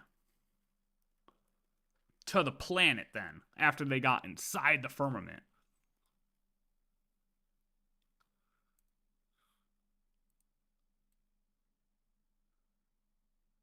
Why mention this? I still think it's just I really don't think that this Voyager 1 and Voyager 2. Oh, I think there could have been multiple arcs. Yeah, you do have to take... No, but Voyager was before HP, so... And then at that point, Voyager would have known that it's here, so they would have known to go back in. And then maybe they got stuck here too, and that's why they fell in love. They couldn't leave again. Because the second time they came back, oh, Firmament's here. Oh, shit, we're stuck in here now. Fuck. Well, I guess I'm living here now. Marry fucking Koitar and destroy the fucking world, I guess.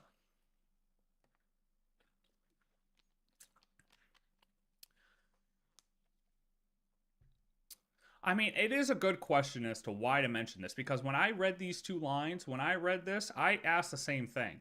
I did ask the same thing as to why mention the whole planet explosion, you know, series of things. Like, why mention this? But my interpretation after thinking about it was just, it's to show the natural course of things in the universe and to realize that there were so many limited options in the universe for planets that going or ending up on Tevat was such a stroke of luck in a way. Like, it's comparing to how brutal and devastating, how much torture the universe was, that, oh, now that we finally find Tevat, this is good. Like, Tevat is good. We need to treat Tevat with respect. Once we find this planet, it needs to be treated with respect, because if we don't treat it with respect, and we don't honor that planet, well then, we're going to destroy it. And the HP sending down a celestial nails isn't only taking down civilizations, but you're destroying the planet that should be held like a fucking baby because of how valuable it is in the grand scheme of the universe.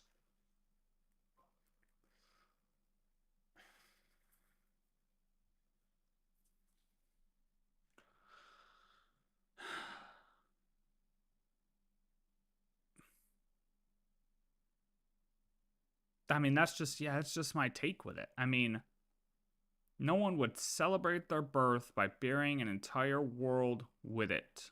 Such levels of extravagance and cruelty simply did not exist.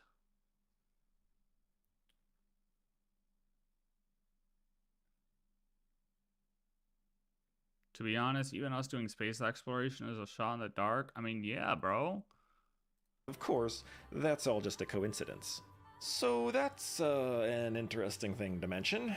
We just learned that the ship did a flyby of Tevat, and here we have a description of a dead planet that the ship did a flyby of. And if there really is no connection between the birth of the twins and a supernova, why even mention this? Time for some theory crafting. First, is that planet Tevat? Let's assume yes, because why else mention it? Why did it look like a dead husk? That's probably what the firmament looks like from the outside. Then again, we've seen the firmament from the outside, but it's kind of hard to definitively say what it looks like. That's literally because of the supernova.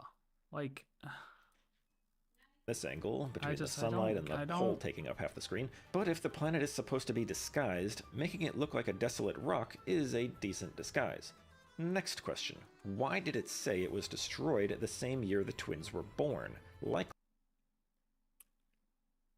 the Heavenly Principles would have had to specifically design the firmament to return that result when scanned.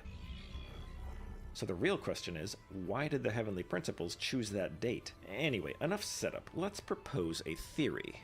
Actually, as I was working through this theory, I fell into a rabbit hole so deep that I need to go back over every piece of world lore to see if I'm crazy, and that would delay this I would like to hear him re-evaluate what he's trying to say here, because I'm honestly, I can't make sense of it. I can't make sense of it.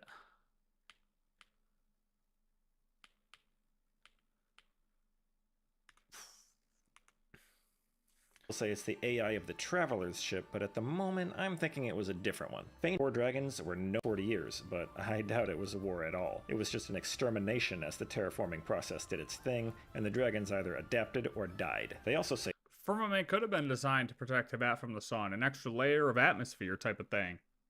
that Phanes was birthed from an egg, and the eggshell made the firmament. Well, the egg is probably how they would see that spaceship, and part of the abyss. And the initial people were born from the genetic vault on Phanes' ship. What happened to the sleeping people aboard the ship? Good question. Maybe one of them is Alice. Nope, not gonna explain that one at all, just putting it out there. Then the War of Funerary Flame happens, and humanity is nearly wiped out. Phanes needs more genetic data to repopulate. One way or another, along comes another ARC spaceship. Phanes hacks its systems, steals its genetic vault, and maybe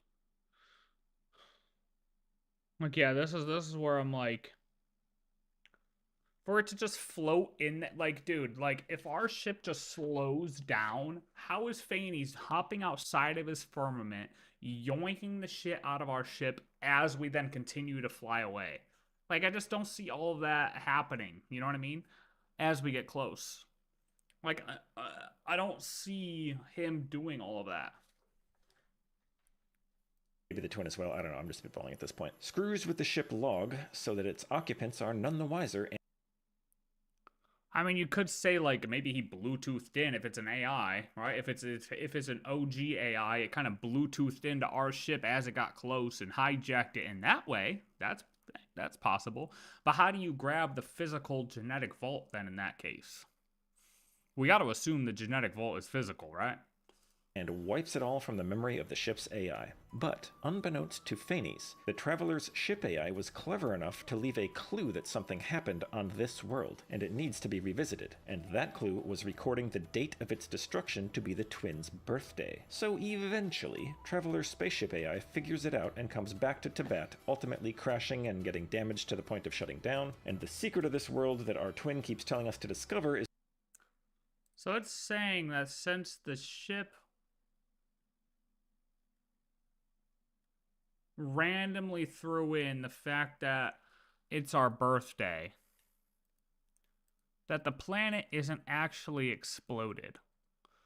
The planet is actually just Teyvat. It's really Teyvat. It's not a desolate planet. It's actually Teyvat. And when it got close, it fucking got yoinked. And then our ship's logs got rewritten to say the birthday, or well, the the outfit got changed to say our birthday as a way to basically keep a memory of the fact that we had to go back there.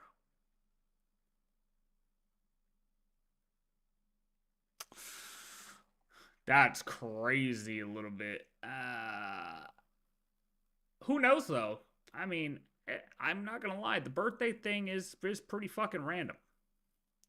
It is random as hell. I had the same questioning, so I can entertain it. But like I said, I'm still with the coincidence. I mean, coincidences do happen in the universe. It's a natural order of the universe. And the levels of extravagance and cruelty simply do not exist, showing that the heavenly principles is actually the bad guy.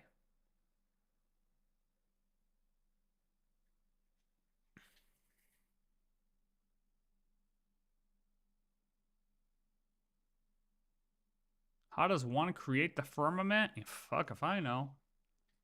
I mean, you got to imagine if our ship has the ability to reshaping terrain, adjusting the air, rebuilding an ecosystem. These were simple tasks for a pioneer vessel meant to bear the spark of civilization.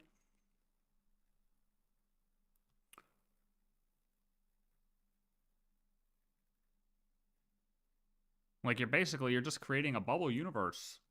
You're just making a bubble.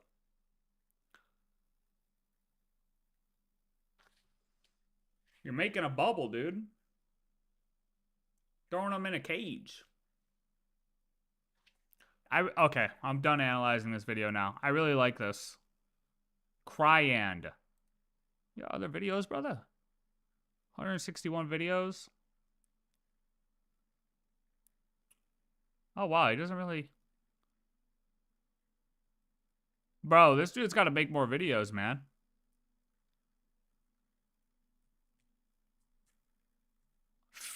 Oh, fuck, 11 years ago? Holy shit. This dude's been cooking for a while.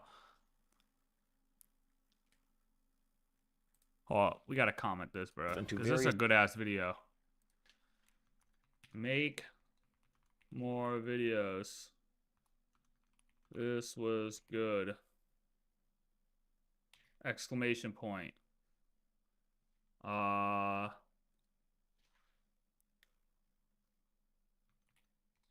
I'd like to hear you re-explain your thoughts on the birthday portion because I think it got a little confusing there. Looking forward to hearing your thoughts after you revisit the theory. www.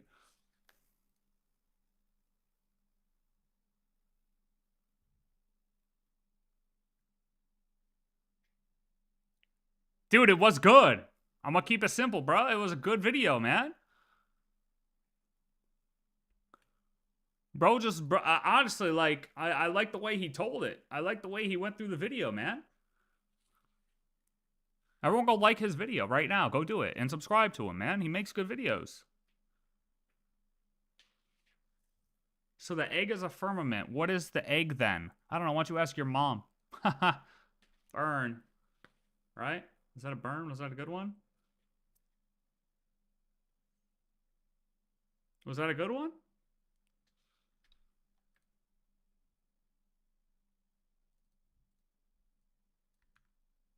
Go like it.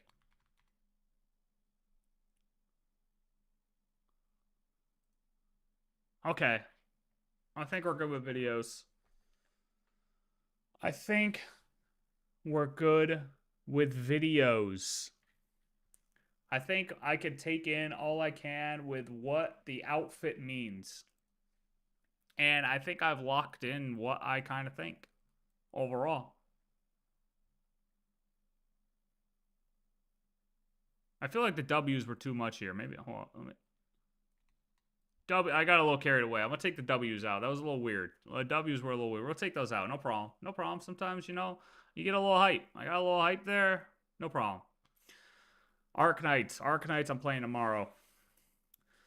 Arknights I'm playing tomorrow. I do see that it just came out 14 minutes ago. It did just come out 14 minutes ago, but I am not diving into the first portion of that game before it comes out. Okay. Radish, do you want to do these bosses?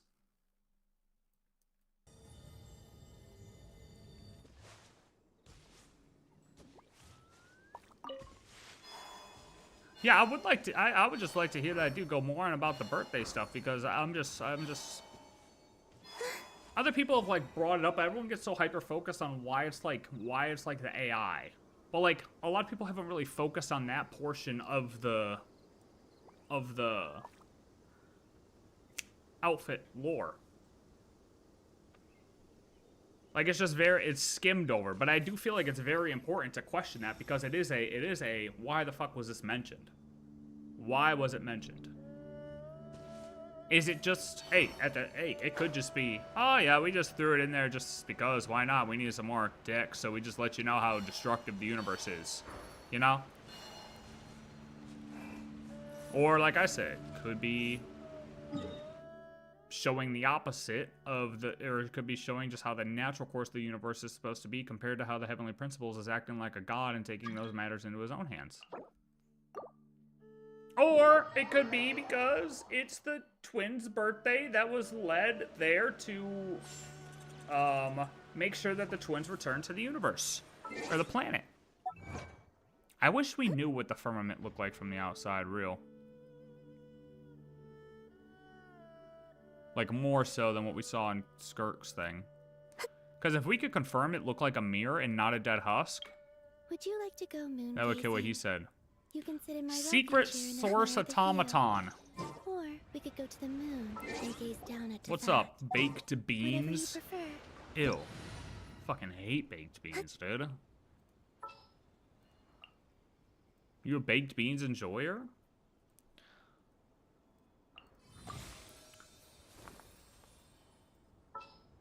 What do you want? I'll put on I'll just use a Neffa if you're using flints. Or I can, I'll just do Nefer. Screw it.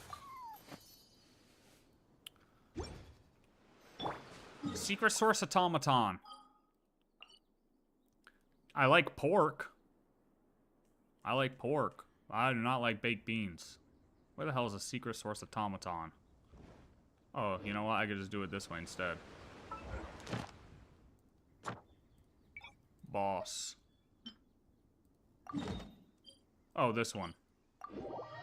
How's your Stygian, bro? Terrible. But I did it. Gold's done. I hope you know I am pure beans from Zimbabwe. The fuck does that mean? You're pure beans?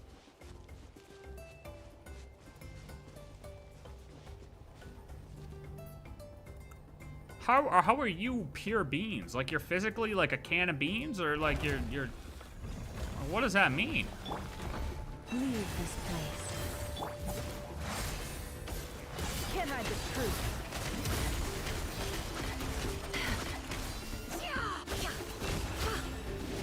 No, that's alright, Radish. I got it, buddy. Okay, Radish, help. Radish. Radish. Radish. No more lies. I don't have any water reaction over here.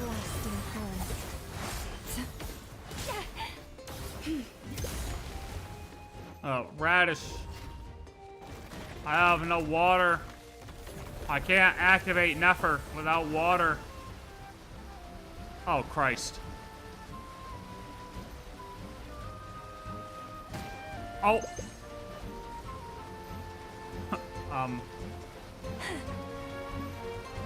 Radish might have died. My quality. God damn it, Radish! What is this guy doing?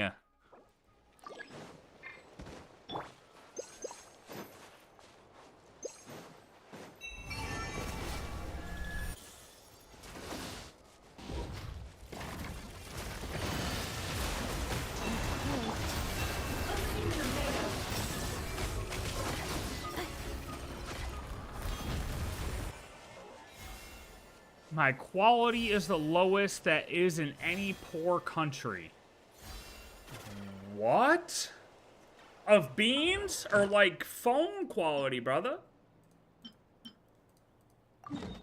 Knuckle duckle. Look. So if not, wait. So you have baked beans, but they're also bad baked beans, so like I would super not like them? That sounds awful, brother.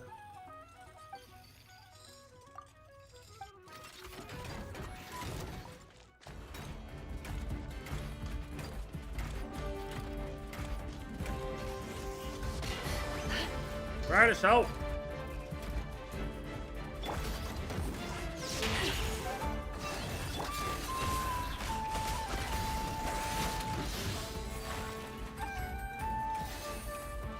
Honestly, I'm about to kick this guy.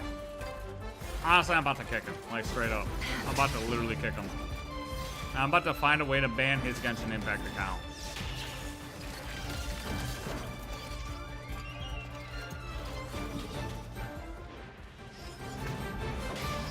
Like, if there was a way to like, ban somebody's Genshin Impact account, I would do it. Oh, hey, welcome. Welcome. Thanks for showing up, brother. No more lies.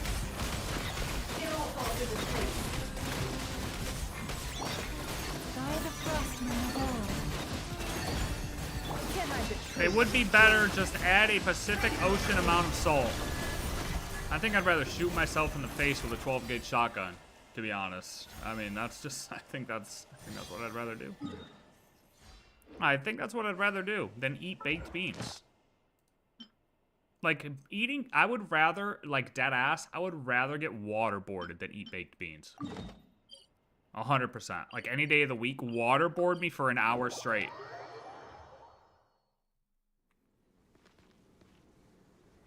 Not even trolling.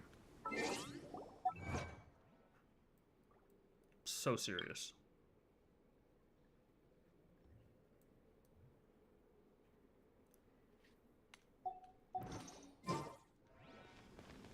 Hey, buddy. No more lies.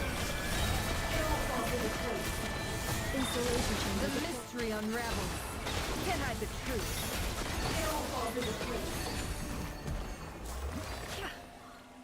Boom.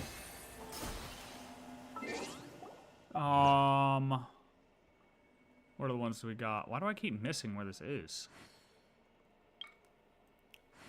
Another secret source automaton configuration device? Emotions are like this a one. raging Where the hell torrent is that this one? surges through the mind. Moral.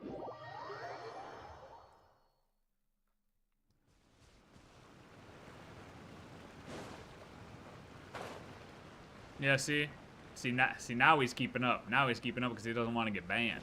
You know what I mean? Now,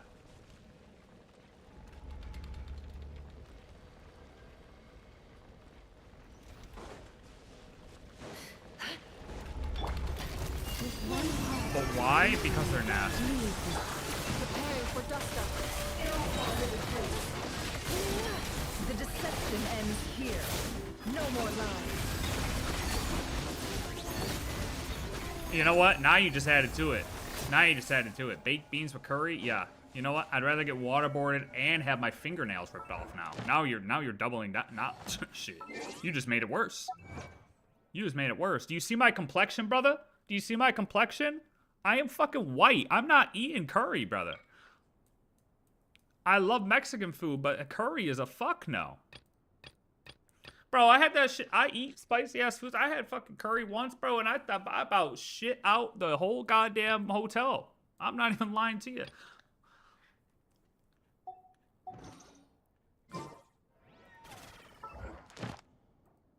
Tenebrious papilla.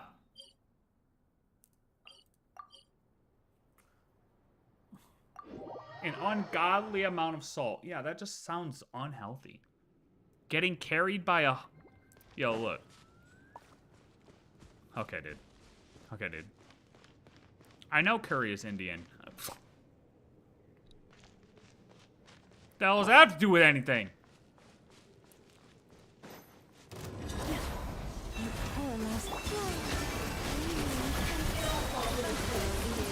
Not the food for me.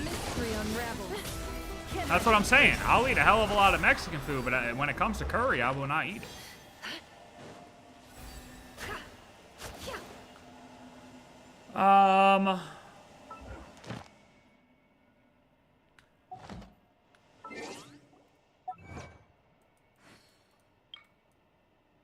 Wayward Hermetic.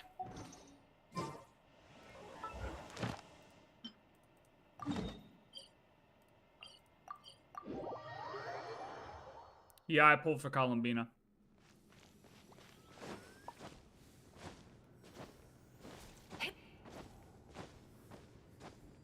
How good is her weapon? Should I get Columbina's weapon?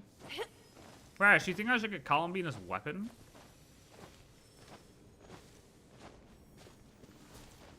What's the damage difference? What kind of percentages are we talking about here? I feel like I don't need it. If you insist on putting yourself to the test, protect us. For all eternity? Well, no. I mean, that's drastic. Initiated. Ultimatum. Seek within. Consider your strength. I mean, that's just... That you couldn't do. Lava dragon statue. Because then you can't do anything. Then you can't do anything. Dude, I got her at 81 too. That's weird as fuck. I literally got her at 81. Exactly. Like, exactly the same. That's funny. 81's my number though, so I mean, it works. Don't trust your eyes uncritically. 81's been my number since I was a kid. You know, as a kid, you get little football jerseys with your name on it. Not like playing football, but you know, you like order like the NFL jerseys with your name on it. No more lies.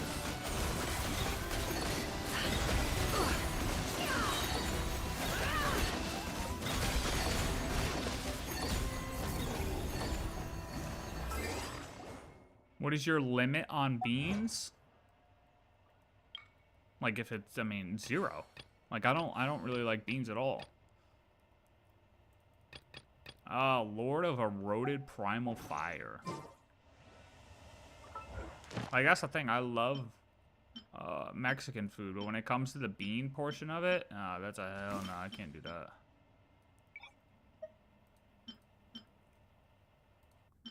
Wait, what was it? Lord of the what?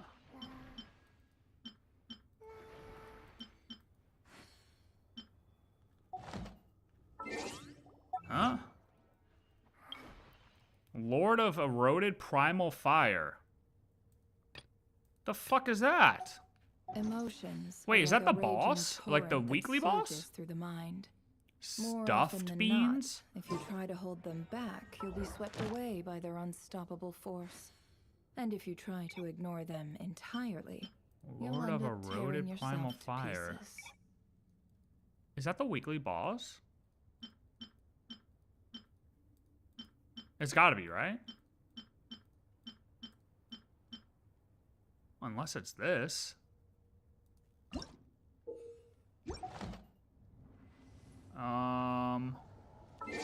What was the other Why one? does Ashru sit up on the counter? To welcome our clients, of course. The game Kitty's before the gotta gate. earn Yeah, his these are the keep weekly somehow. bosses. We gotta do weekly bosses now.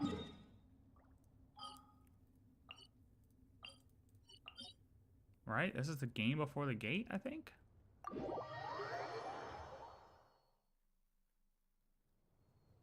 I'm assuming this is it.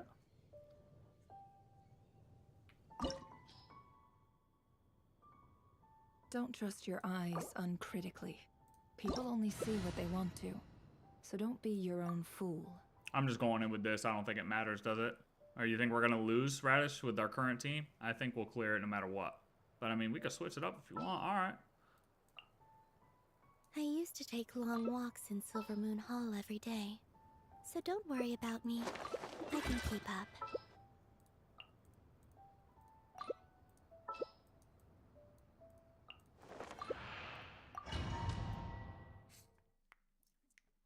What kind of anime attack is what, Nefer? Strike a pop! Off to the breather! By ordinance divine, we will regret this! Heavy press! Never drop our belts! Let my name echo in song! King and Queen should present a united front. Let's have a ball.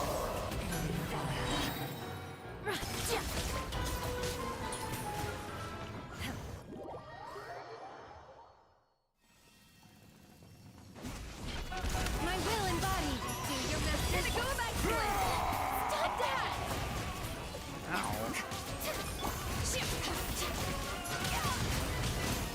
Ah, damn, this skirt is fucking wild. The stage is yours, my queen. I shall take the spotlight once more. The Radish, kill it, man!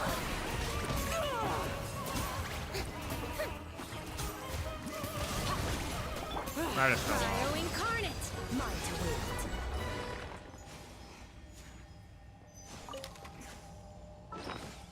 I'm claiming this, so I don't have to do this later.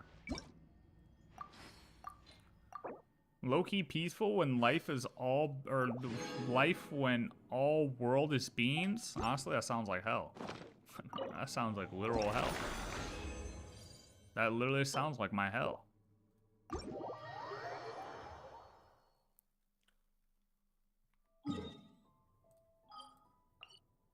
Lord of Primal Fire.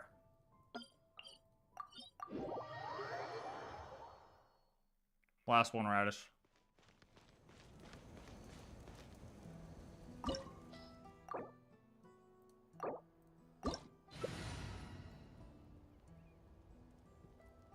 Durin? Oh, why the hell am I Durin? What the fuck happened? Why'd my character switch? He denied my... He denied my invite? That's fucking rude.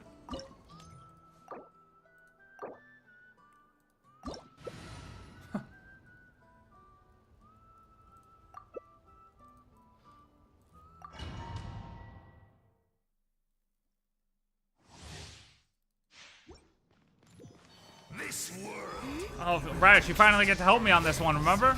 You always say I die to him and he fucks me up, and now you get to help me. You know? The mystery unravels. Preparing for dust up.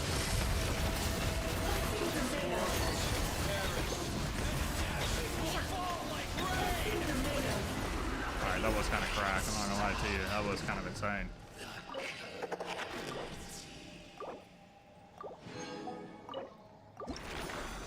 That was kind of crazy. Have you done Dotori yet?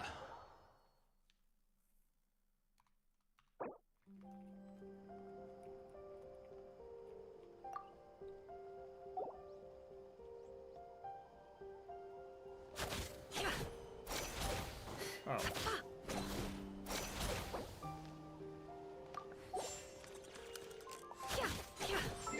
Yay! Now these are all done.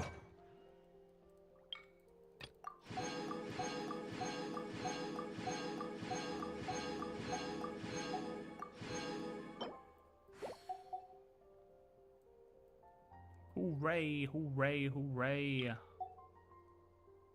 Oh, you know what? I did do all my Nod KRAI achievements because these are the only achievements I had left at the end of 6.2.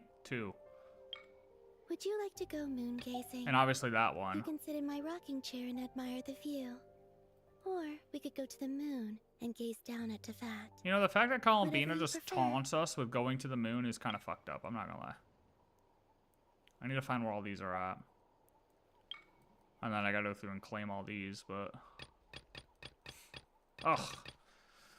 This is gonna be the last achievement that's gonna take fucking forever. This one right here.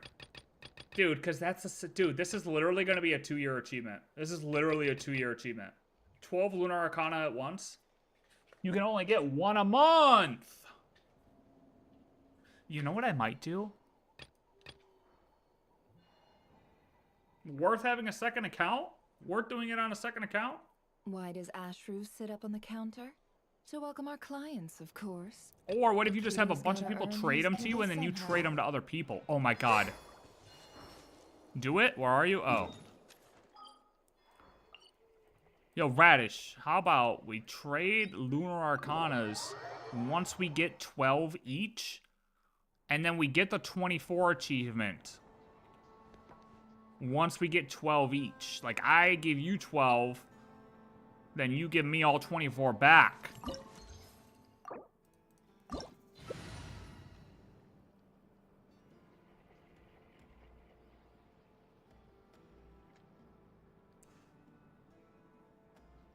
For the achievement.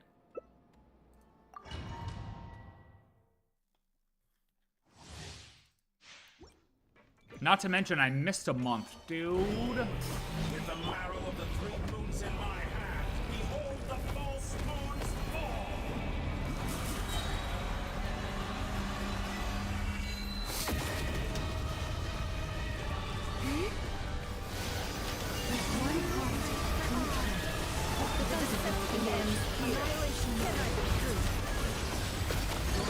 Keep it up. I'm still collecting data. Did you honestly think that would be excellent? It all adds up. You cannot face me. Wait, how'd I get an achievement? What the hell? No more lies. I mean, that worked. I got an achievement. Rotten, decaying world. I accidentally backed too much? What the hell? What does that mean? Yo, is it better to C9 her ult? Or, like, get Columbina's ult level 9? Or go 8 on the other two? Or on the other, or on the talent, or on the E?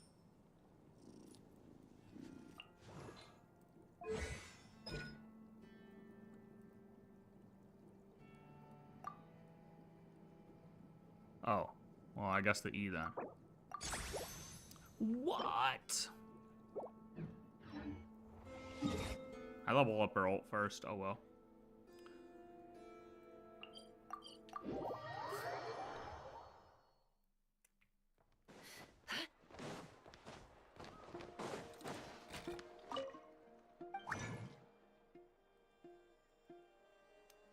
These ones, right?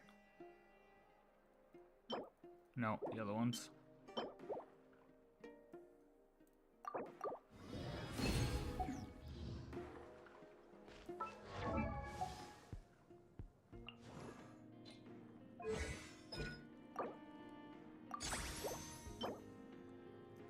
Damn. Well, that's that, Radish. Did you already have all those or what? 'Cause I've been waiting on those ones for a minute. Actually not, I think all those are new, right? I think all those are new. They might have been from before, but I don't know.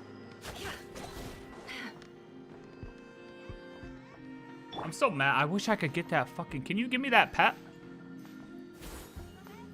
I want that pet. Alright. That's a wrap. That's a wrap for the day. That's a wrap for the day. So much outfit lore. So much outfit lore. Alright, tomorrow we're playing Arknight Enfield. First day, Arknights. Gonna try out a new gacha. Been a while since we tried a new gacha. Where wins me is one thing, but a new gacha? Sheesh.